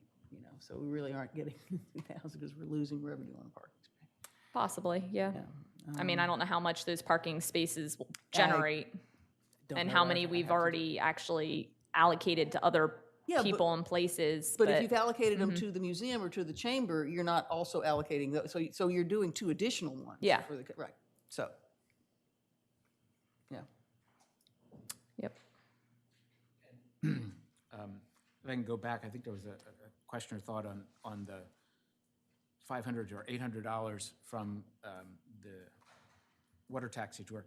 I just, when they first posted information on their website, I just went and did a quick thumbnail of potential revenue. And based on 44 trips, that's for the season that they were posting to operate. And at that time, they were advertising a 39 passenger boat. Here, they're 72 and 80, so take that in consideration. But 39, and if they sold only 50%, so that's 20 people per trip, and at average cost of about $24 a person per ticket, works out to revenue for them. And I know, there's cost of fuel and all of that type of thing that they have to expose. But if they made 50% of that potential revenue is $20,000. If then we looked at a percentage fee based on revenue or something like that, even 50% of the 50% comes in at $1,200 for a seasonal fee, if you will, based on 50% of occupancy of a 40-passenger boat. Just trying to give some perspective of revenue versus our cost or our maintenance fees or what have you. But I just wanted some reference of the 500 to 800 of what we're balancing. I think he's flexible on if we had a base price that we have to have X amount. I think we could work with him on that because, like I said, this was his proposal. Sure. So, Sure. And with that, we have to remember since he is under the, so to say, rule of the Coast Guard, they still have restrictions in place. So they are still only at, I want to say 50% capacity requiring, but they can't even be there because they require 6 feet distance and masks. And that may be lifted. We would have thought it already would have been in line with everything else, but the Coast Guard has not lifted that yet. I mean, I was just trying to provide some perspective of revenue versus. I think where they really get income from that particular business is actually the charters. I don't think the water taxi is a big profitable thing. Oh, yeah, okay, that makes So and with the charters, they've already had requests for here, but being that it's June, we just don't know how well it'll do this year.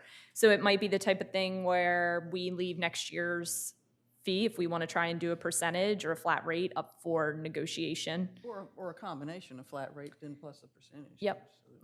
Can do based any. on water taxi and eco tours versus charters that, something. of Yep, that we could do different rates. So like we could charge 0% for the water taxi, 10% for the eco tours, and 15% for charters. I mean, Right.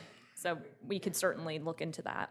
One thing that I'm not sure people realize, because I've had several, local residents ask me about this, is that there really isn't an ability to go from Rehoboth to Lewis and back. It doesn't work that way. The trip originates, and I know in here they said that they hope to change that or to increase the offerings in the future, but the way it is now, the trips originate in Lewis and come here, and then 2 hours later, they go back. So, I think some locals are disappointed that they don't have the option to go to Lewis. And I think if this was 3 months ago, we were having this conversation, it might be a different story in terms of his schedule. It's just, it's June. Right, oh, yeah. Yeah, no, and I yeah. think that we'll have a reduction in services, both in the kayak and Right. for the water taxi because of the timing. That was always that was always the plan for his service, so. I Without guess- any guidance from us too, so. But yeah, he does, if things go well, we would hope that he would increase. Right. I mean, that would lead to the dock being less available, right? So it's a double-edged sword on that one. But we also have to keep in mind, he's there 30 minutes or so, 45. So it's not like he's docked for those 2 hours. He goes Oh, away right, and comes exactly, back. okay, yeah. So it should be a minor inconvenience to the public. Any other questions by the commissioners? I guess, I'm sorry, just Yeah, one. go ahead. Overall question, and I address this to the solicitor. Of concern of just our legal rights as a city, we don't own that piece of property. and the lease that is involved with the property is to the Historical Society, not the city. So again, we're not voting on this at all today or something, but I'm just concerned of our exposure, if you will, of the city signing a contract for services provided to a dock that we own, in essence. We paid for the construction of it, but it's on leased land, and the land is leased to another third party, a 501c3. So I just don't know if there are prospects or thoughts that we should explore into that legal situation or not. Yeah, I mean, it's certainly an interesting relationship that we have. Right. But we've taken jurisdiction over, for example, law enforcement in that area and some other things. So, I think that there's a recognition that we have some control over it. But you're right, perhaps there's not a framework in place that gives us the exclusive right to take on these sorts of endeavors. So that's a note I'll take and look at it. And we understand it now, but 10, 20, 30 years from now, Right. Kind of an agreement, or just whether it be an understanding or just that these relationships were established based on X. And I know the lease was extended recently to the Historical Society till another 30 or 40 years, Pat, was it? Or yeah. So I'm cautious of those facts to just look at our legal rights and our ability to even enter into these types of contractual agreements. So We might need some sort of MOU or something with the Historical Society just to clarify rights and obligations. yeah. Well, and the other complexity here is that technically the bank and 10 to 12 feet in is Army Corps of Engineers.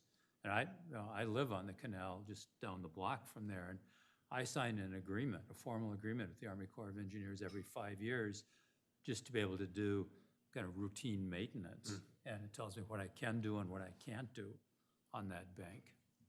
Got it. All right, I will look And into I that. think that lease that with the Historical Society outlines those aspects. But again, it's with the Historical Society, not with the city. So Well, there was some there's permitting that,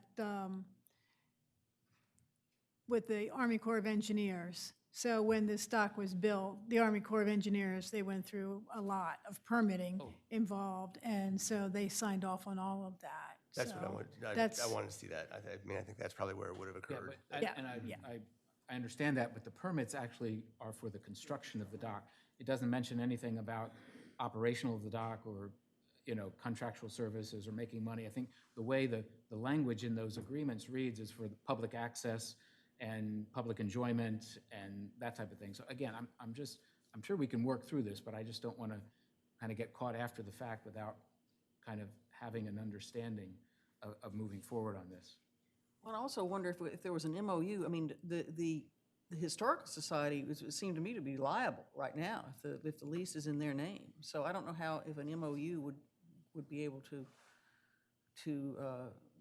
deal with that, because they're about to take on a huge liability. It seems like. I just haven't looked at the document, so I agree something needs to be looked at, but this is the first time I'm hearing it, yeah. So I will get the whole assembly of documents and see where we sit. Glenn, I assume that we would require them to add us as an additionally insured on their insurance companies? Presumably. Sorry, Walter, I just asked that presumably we would require them to name us as an additional insured on their insurance companies. That was actually part of the RFP, that they submit a certificate of insurance in the city's name for, I believe, $1 million, maybe more for the water taxi. So, did you guys have any more questions on the actual proposals? You want to talk about them? Anything further from the commissioners? I have one question for the city manager. What is your process for selecting one of the two kayak? Do you want our input, or are you going to evaluate and make a recommendation to us?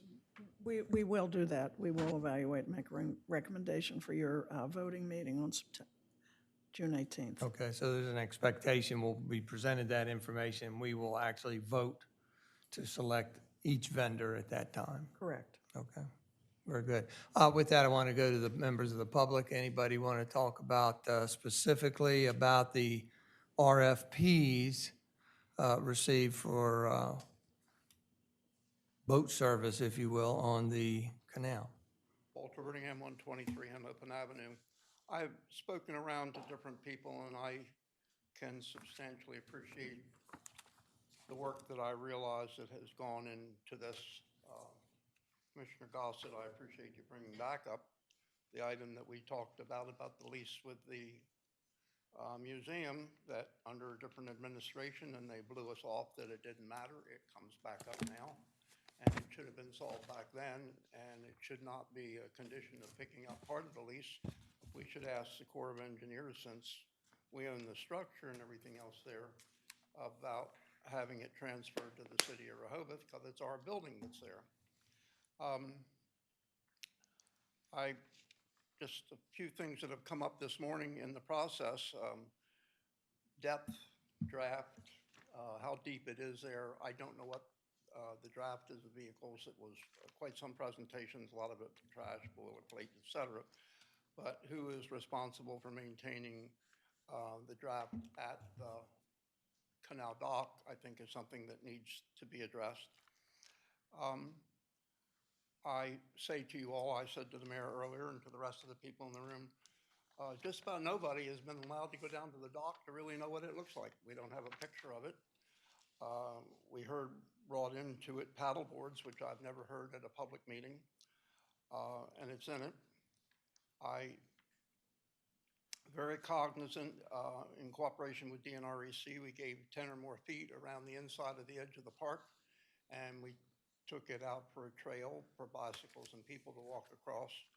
I read the proposals and just about all the paperwork, not in fine detail, and I also picked up one parking space, and we discussed here, no, it was discussed on the tube,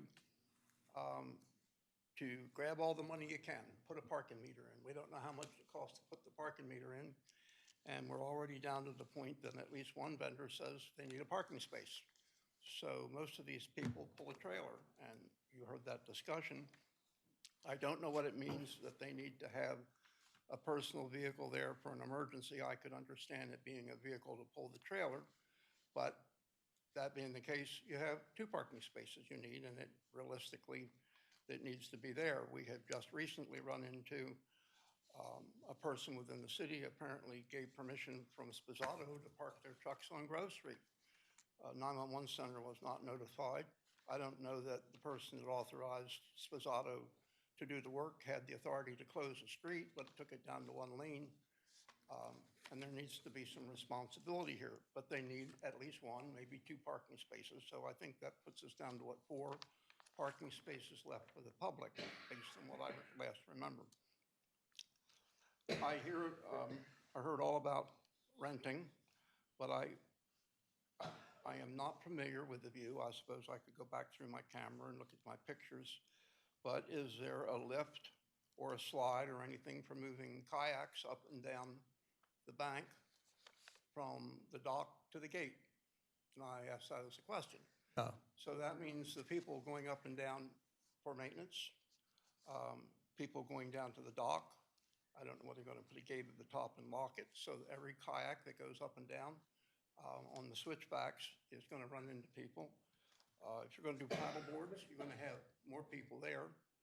I don't think this has been well thought out, but I think they're going to do it. And that's got nothing to do with the people that start very early in the morning on their bikes and walking and running on the path inside the fence of the park, right in front of your entranceway. I don't know how you're going to handle your gate.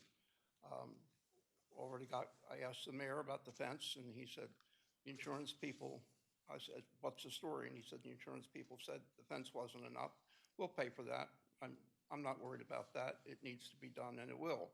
I still ask where the paddleboard contingency come from, because I haven't heard it in any public meeting. It just came up someplace in it, and I don't think that it's been talked out.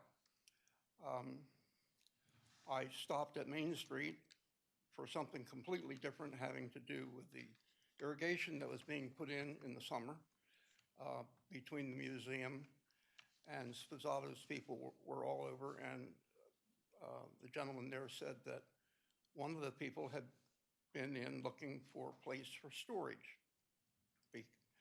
You're not going to have it, Canal Side Inn, if that's where it is. If you're going to have, if there's no storage racks or anything at the bottom of the hill to store those kayaks in, you're not prepared. And if you haven't built it, this is a late date to be starting because you'd have to modify your permits. I go back, you're not ready to do this. Walter, what are you talking about, storage racks? There are kayak storage racks kayaks, what are you halfway gonna do? down or three-quarters way down. How do you get the kayaks down to be there for rentals? Look, previous administration approved this. That was probably the That's right. time How do you get to them down? argue with this stuff. Now we're at a point where we want to try our best to work within the parameters that we got and make it successful. But it's And I know flawed. you and others are complaining, and you're not necessarily wrong, but you know, we have to go forward with what we're dealt with. No, you don't. If you're not going to do it right, don't do it. We just saw what happened at the Hen Open and the screwy traffic, and you had all winter, and you didn't do anything about it, neither the city manager or Evan or Kevin, and you still have it screwed up. So how are you going to guarantee you're going to make this right? You're going to have long pieces of equipment moving up and down the switchback ramp, and people walking along, and people have the possibility of getting hurt. It's too fast. You haven't even established ownership or control. And just because you put it out, a request for proposal, you don't have to take it. It's an ego trip.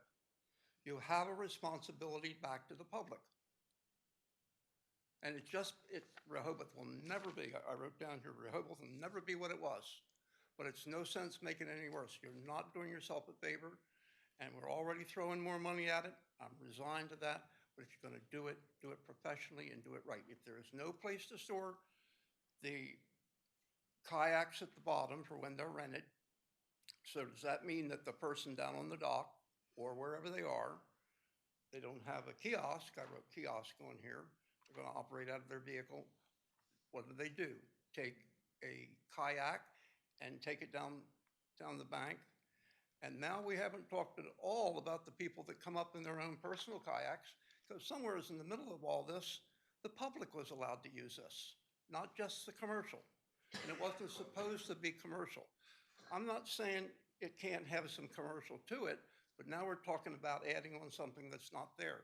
And I would ask you just to do it right. Just don't do it right. Don't add to the ego of the people in your administration that are doing this when the public has not been polled. Thank you, Walter. Anybody else?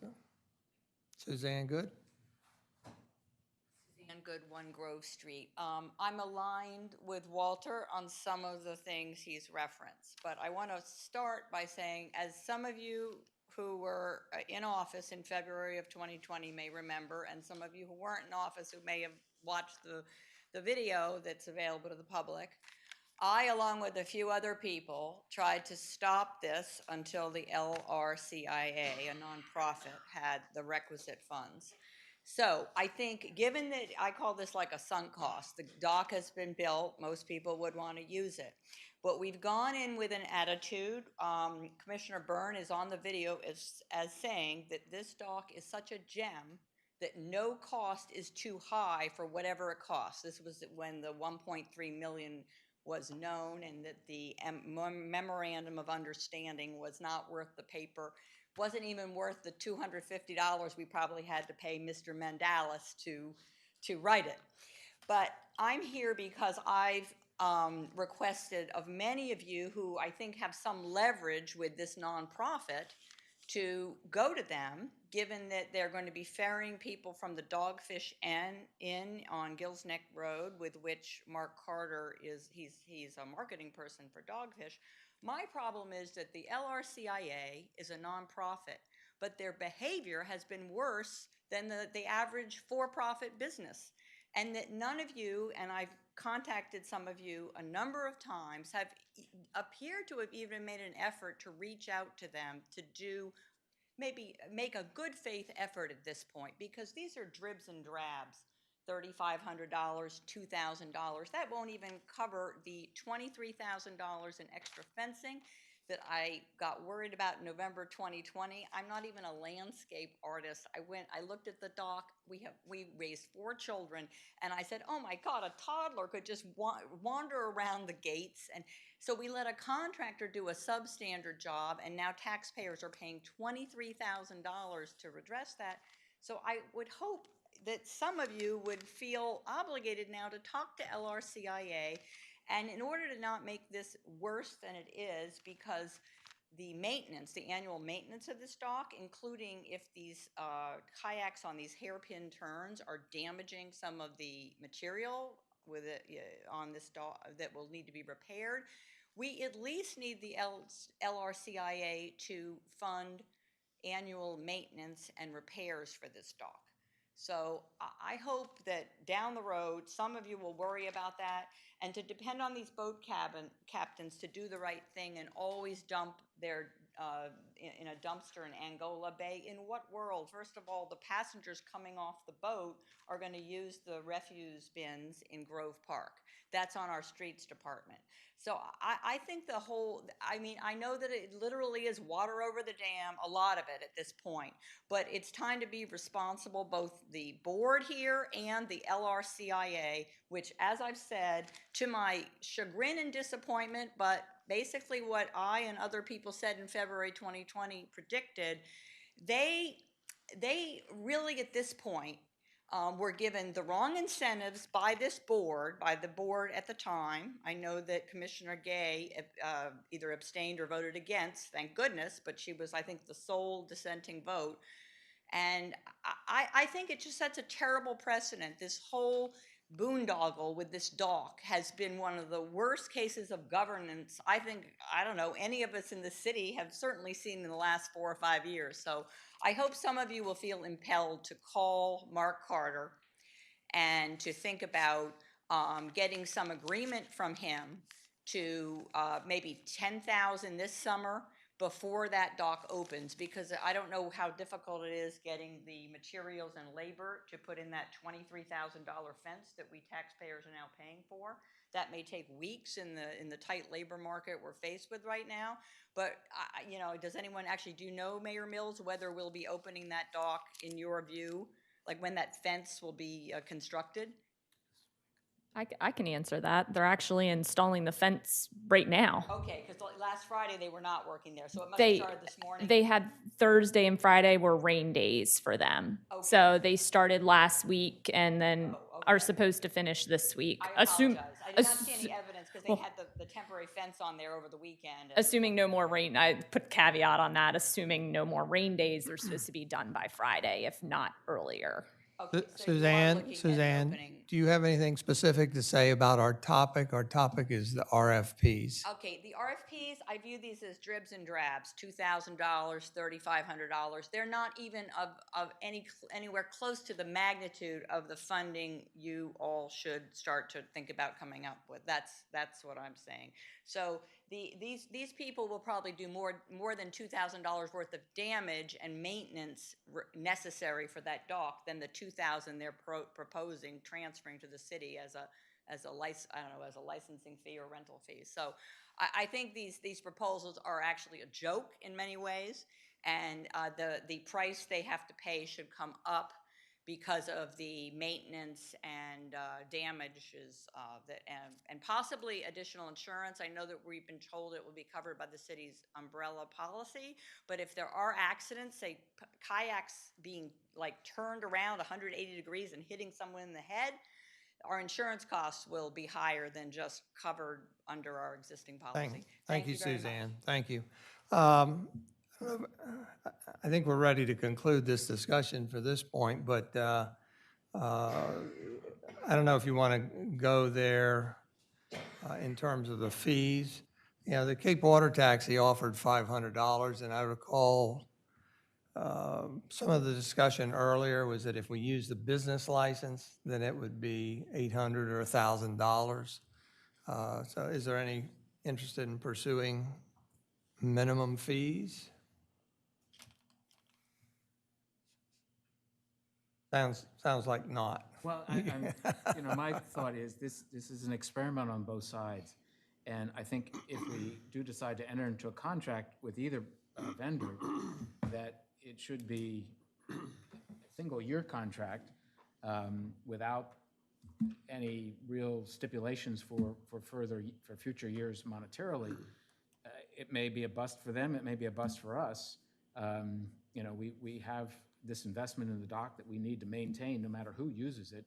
It's set up initially for public use, and if we continue and enter into an agreement that we're legally can enter into, then I think we should address those costs for this season only, whether it be the 2,000 or 800 or 500. I think we should look at higher costs to that just for some reinvestment and payback to what we've experienced. But to go beyond one-year contract with either one of these with financial stipulations, I think would be poor planning on our part. I think you're probably right, a one-year maximum contract, and then we need to have a review after the fact with them as well as ourselves to make sure it performed as we expected. Very good. Next year, we may be saying something entirely different once we have a year experience. I agree with Patrick. That's the way to go. If you're quick, go ahead. Walter Birmingham, I don't know whether you all know this or not, but I've been told by members of the administration that business licenses are not going to be required because these are going to be contracts for the city. So how does the public know who's got a business license or not? It's wrong. If they're going to do business in the city, they should have a business license. And I doubt most of you know that. Thank you, Walter. With that, we're going to go to the next item of business.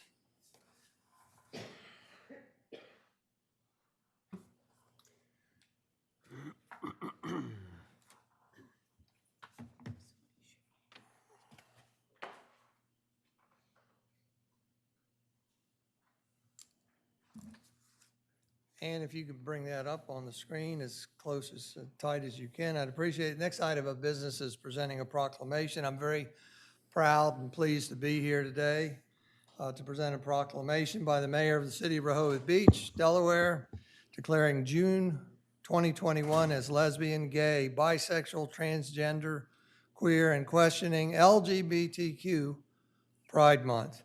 I want to read it to you. Whereas our nation was founded upon the declaration that all people are created equal, that life, liberty, and the pursuit of happiness are among the inalienable rights of every person, and that each person shall be accorded equal protection of the law. And whereas everyone should be able to live no matter their gender identity or sexual orientation without fear or of prejudice, discrimination, violence, or hatred. Whereas on June 28th, 1969, patrons of the Stonewall Inn in New York City rose up and resisted police harassment that had become all too common for members of the LGBTQ community. And this date is celebrated as the beginning of the LGBTQ rights movement in America. Whereas the LGBTQ community has made great strides forward, but equality, inclusion, and acceptance have not yet been fully achieved. Whereas one of the guiding principles of the city of Rehoboth Beach is to foster diversity of residents of and visitors to the city. And whereas Rehoboth Beach is home to a vibrant LGBTQ community which greatly contributes to the social and economic vitality and character of the city. Now therefore, I, Stan Mills, Mayor of the City of Rehoboth Beach, Delaware, on behalf of the City Commissioners, do hereby proclaim June 2021 as LGBTQ Pride Month in the City of Rehoboth Beach, during which time we will fly the Pride flag. And we encourage all residents and visitors to respect and honor the LGBTQ community, celebrate and build a culture of inclusiveness and acceptance, commemorate progress toward justice, equality, and full civic recognition for the LGBTQ persons, and join us in the fights that remain to be won.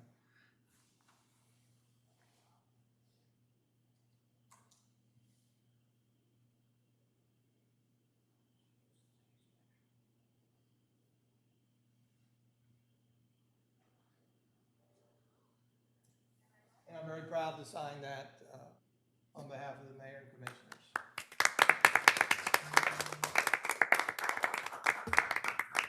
Ann, can you focus on the podium for 1 second?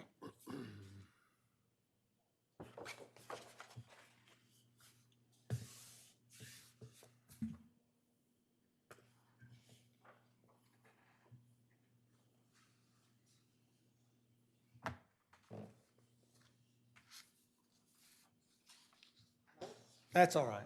That's all right. I wanted a photo op, that's all. We'll get more. We're good. We're good. Thank you very much. With that, we're going to go to the next item of new business, which is to discuss the City of Rehoboth Beach's municipal equality index scoring by the Human Rights Campaign and potential legislative changes that would increase the city's scoring. Sharon and Commissioner Sarnowski? Sure. I'll start, Mayor. Thank you. This is just intended to be a very brief introduction to the topic. As Sharon, the city solicitor, the city manager, and myself have been working on this and doing research and getting some feedback from the Human Rights Campaign on ways that we can improve the score that we received last year. I'll just give a few highlights and explanation on what the MEI is. It is a score that the Human Rights Campaign comes up with based on different categories once a year about this time.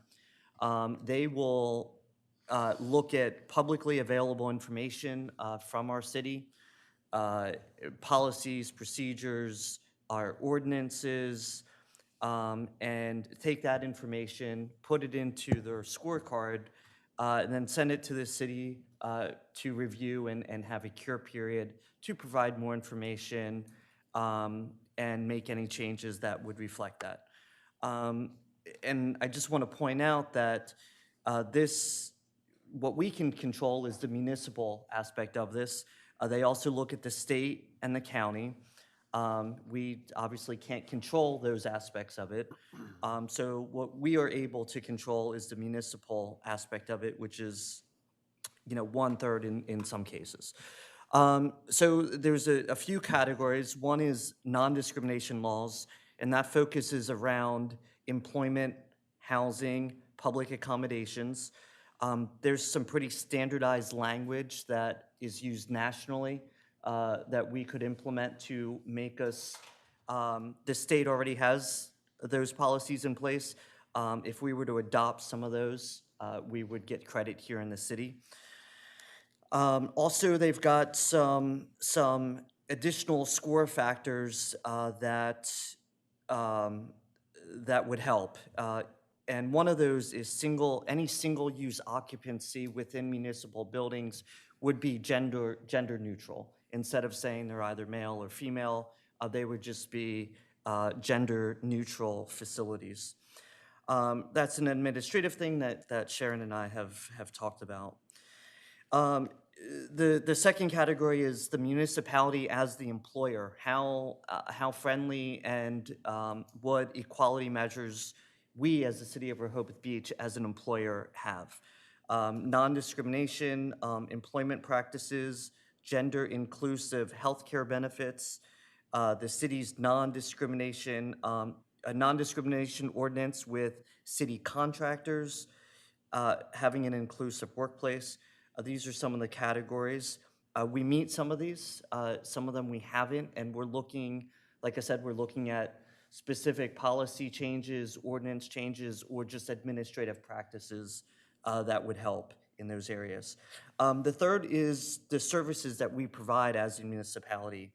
Having a Human Rights Commission, having NDO enforcement by the Human Rights Commission, having an LGBTQ liaison to the city executive's office.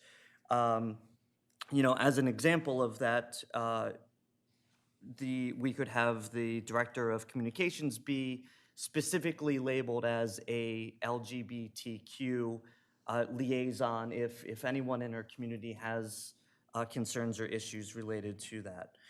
There's a lot of other, having a youth bullying prevention policy, providing services to LGBTQ youth, providing LGBTQ services to people experiencing homelessness. These are just a few examples of services that we may not personally provide, but we partner with local community groups that do provide that. So those are just a few examples of that. Law enforcement, and that's having an LGBTQ liaison or task force within the police department. We talked about potentially having one of the lieutenants be a liaison, listed on our website for that. And having low hate crime statistics, which we meet entirely on that. And then that's providing, the last category is providing leadership on LGBTQ equality. Prime example of us doing that in action with declaring Pride Month. And taking positive and equality public positions throughout our community. So we do that pretty well. So those are just a few of the categories. And like I said, we are, the city solicitor, the city manager, myself, have been in discussions and are working on specific things for us to propose to all of you that we could change for the future. I just wanted to give a brief little introduction to it. So as we start bringing these things forward, it may not all be at one time, it may be in pieces, so just wanted to give a brief introduction of that. Sharon, Glenn, do you have anything to add? I think you covered it all. Thank you, Commissioner. Well done. Any questions? No, thank you very much. And obviously, by the proclamation, I'm very proud of our community altogether. And I think that we've been doing a phenomenal job on some of those things. So, you know, we have a single-use family restroom right down the hall here. We're building family restrooms at Delaware Avenue Restroom. We're building family restrooms at Baltimore. So I mean, that's just the tip of the iceberg, but we have a lot of good things that are in progress and that we can continue to do. Any questions for Commissioner Stronowski? Thank you. I appreciate the work you've done on that. And just a little perspective on that, of our rating, the city received a 58 out of 100. So I think we were 4th or 5th in the state of Delaware in ranking of that. And the communities that were higher rated than us were larger municipalities, Dover, Wilmington, that have a greater infrastructure and backbench, if you will. So I think that we're doing, we can always do better at things we do, but we do have a presence that we should be proud of. Just to point out, some of the areas where we didn't get credit for are things we actually do in practice. It just wasn't or hasn't been solidified, or they didn't pick up on it. So communication. Communication is key, and you know, our community is a great one, and I think we do well in this area. We just need to document it and make it more clear to those that look at it. Very good. Thank you very much, Commissioner. Thank you, Sharon and Glenn, for working with the Commissioner. And we look forward to hearing more in the future. With that, they'll go to the next item of new business, and that's discuss appointments. Carl Pierce as Board of Elections alternate member on the Board of Elections. Wayne Steele as election inspector. Gary Wirt, John Welsh, and John Dewey as election officers. My recollection here is that these were all submitted to me by Stephen Simmons.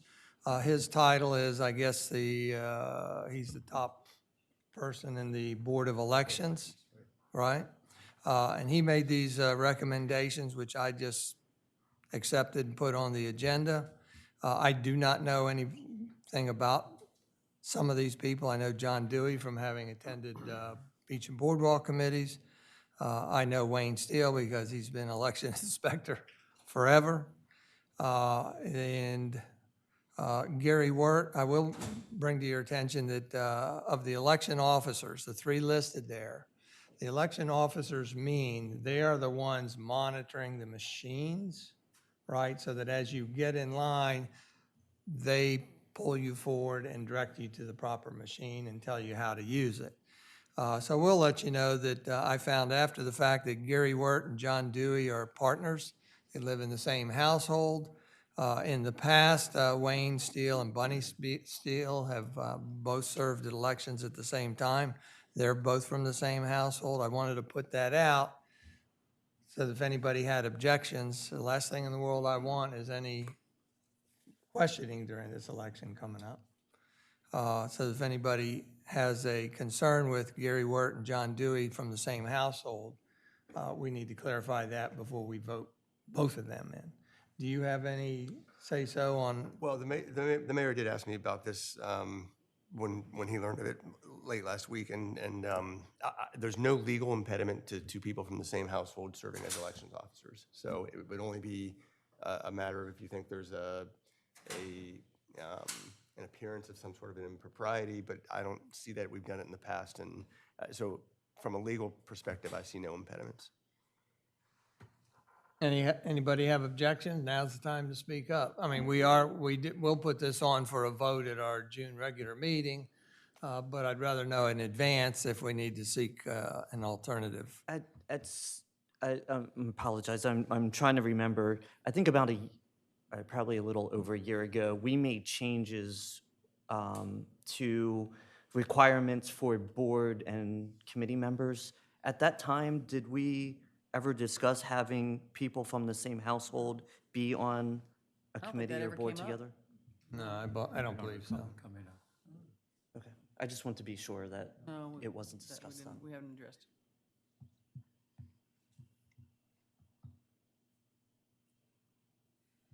Hearing no further comment, we'll go to the members of the public. Do you all have any comments on the appointments presented? Hearing none, we'll move on. I'll put them on for consideration at our June regular meeting.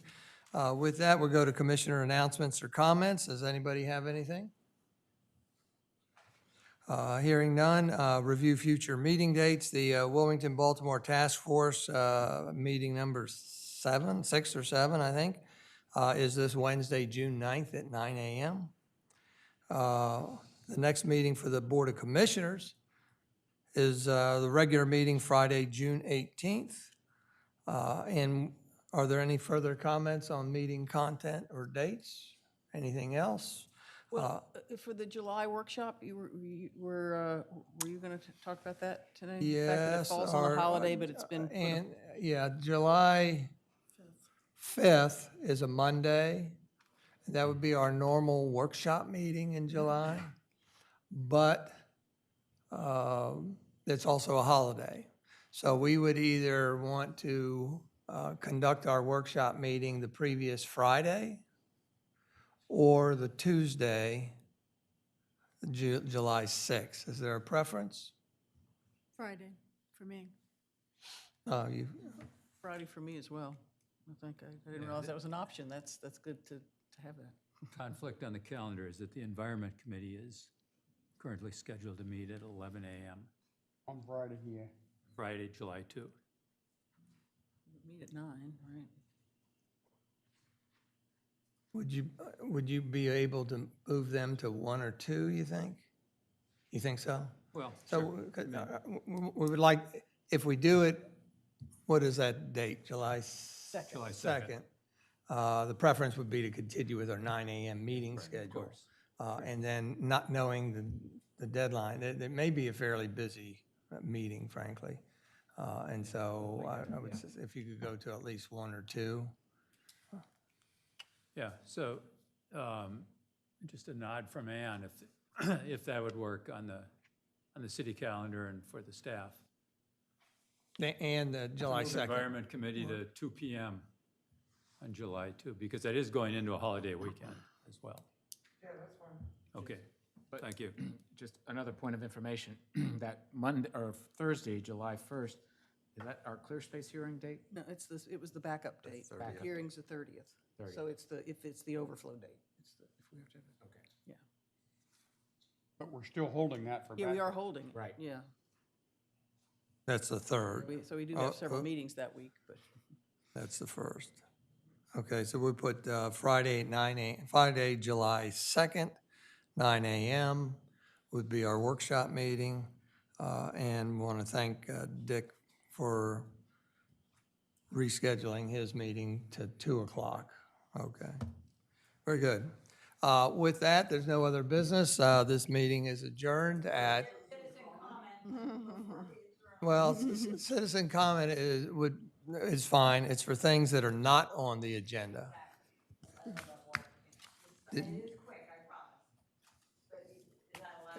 Yeah, sure. State your name and. Dan Good, 1 Grove Street. Just a suggestion, because I think there seemed to have been a rush to get meterless Mondays adopted. Was it maybe in January, February, before we knew how strong bookings would be and how anxious people who perhaps are afraid of flying are coming in for the day all the time. And I think that should be rescinded beginning Mondays in July, which I guess would be beginning Monday, July 5th. Get the word out and consider that on, I guess, for a vote on June 18th, because I think it's bringing in more people than our infrastructure can manage on Mondays. And I don't think $3 an hour, in some cases $2 an hour, is an impediment to enough people for crowd control, assuming the weather is good on the Mondays in July, August, early September. So I was actually surprised at how early in the year you decided that, and economic circumstances changed dramatically just within the last couple of months subsequent to that decision. So I hope you would consider rescinding meterless Mondays effective Monday, July 5th. Thank you. Thank you, Suzanne. Walter, did you have something else? Pluses and minuses and thank yous. Around town, there are scooters. Sorry, I don't have a better visual. It's a round wheel. It's got a board on it. They have lights on it. It's a single board skateboard. And I live on Henlopen Avenue, Walter Birmingham, 123 Henlopen Avenue. They're going up and down the street at 25 and 30 miles an hour. We have scooters going up and down the streets at 25 or 30 miles an hour. The chief is overloaded. Let's go up front with that. But we really have problems, and you need to be discussing that kind of stuff. What the scooter, the little things that they hold with their hands, and the batteries built in the bottom, they're flying up and down the street. What do his policemen do? The bikes can't catch them. It needs to be solved. A real public issue, in my opinion, is the bicycles. I asked last year, I asked in the fall, when we started to see really the bicycles coming out of the trail and up Henlopen Avenue. But it's all over town. When you see somebody stop, it is most unusual because most people don't stop. And what I asked back then, I ask now. I don't know if SCAT meets this time of year. It should have been handled last fall. But supposedly, and the chief can help with this, the bicycle thing that the legislators, all but 3 of them passed 3 to 5 years ago, is completely out of hand. Now, supposedly it sunsets at the end of this month. It needs an attitude and a vote from here, not at the end of the month while the legislature is cleaning up, because the bicycle lobby has gotten this thing through. They voted for it, and it's dangerous. And just have an accident. This is not about Rehoboth Police, but if a bicycle runs into you, your car is going to get towed. And it's not friendly. And too often times, if a person isn't hurt bad, there are no charges placed. But that's just the wrong way to run things. All due respect, Carol's not here, thankfully.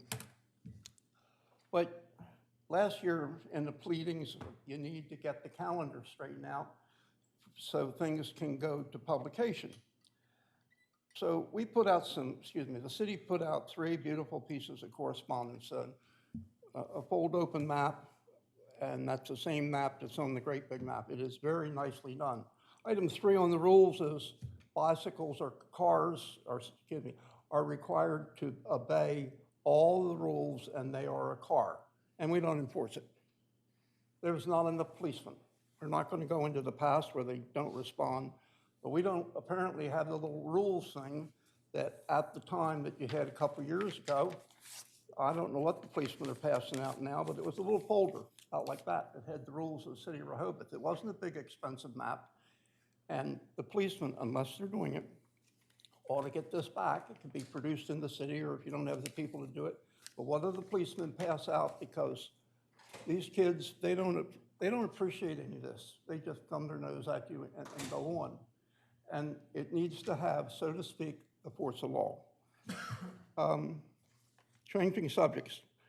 On the last day of May, on the 31st, down at Mariners Park, I witnessed, it's like a gator, but it's a Polaris or whatever it is that the Beach Patrol has. And I watched 2 young ladies come down Surf Avenue, came around the corner at the Lingo property, and went through 2 do not enter signs the wrong way down the street, because in a totally half-assed change-up of the EDIS project at the Henlopen, they finally got it halfway open, and they put up signs, do not enter, that used to be there before they did the construction project.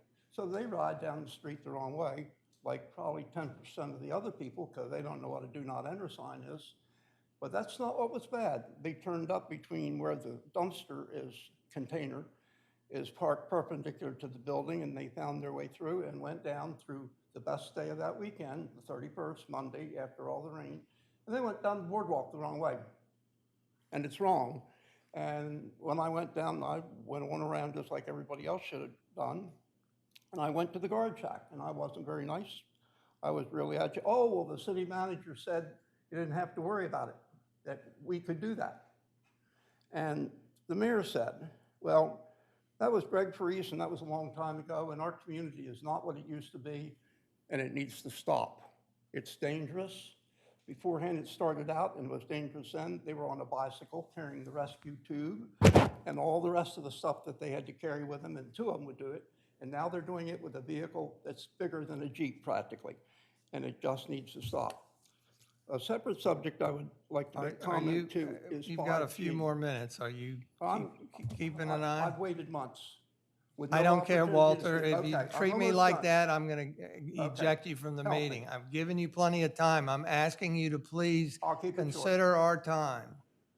I'm considering the time for everybody in the community. So I want to tell you to look at the money on 5G, because a couple weeks ago, down at the Star of the Sea, and look at the top of the Star of the Sea, all the electronics wrapped around the outside of that building.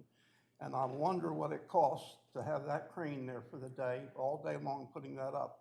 So when you're talking about 5G, hold these companies to task. But what my real question is, did they have to have a permit to have a police car there all day long, and were any fees paid to the city for having the street, and how much was it?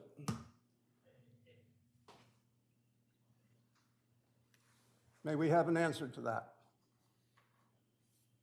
I'll sit down if you want me to, but I shouldn't have to put it in the paper. The people up here are entitled to know what's happening. I want you to pick what's most important and tell us, and not I've been trying drone to. on when you could talk to us individually or the city manager. No, because we don't know what you're talking about. Okay, You've got I'll 1 finish. minute 1 minute, to okay. go. We have a problem at the seawall, up at the Henlopen Hotel, and the city will not paint on the seawall, no skateboarding. And they won't do anything about it. And the kids go down there opposite Kenny Lingo's house, and they go up on the seawall, and they come right down in the way of traffic. And it's wrong. They're not, you can't have Rehoboth what it is today, period. And I guess the last thing, I think it's disgusting that Liz isn't here to defend herself, but that Liz can tell the public works person, Mike Peterman, the park at the end of Columbia and Henlopen Avenue shall not be touched that he does not have permission to go down there and clean that park up. Whether you're Trump or Biden, whatever, it's disgusting the way it looks, and it ought to be fixed. And if they won't do it, then the commissioners ought to say as a whole, clean it up, because it represents not Rehoboth, but some other community. Thank you. Thank you, Walter. With that, this meeting is adjourned at 11:56. Thank you very much.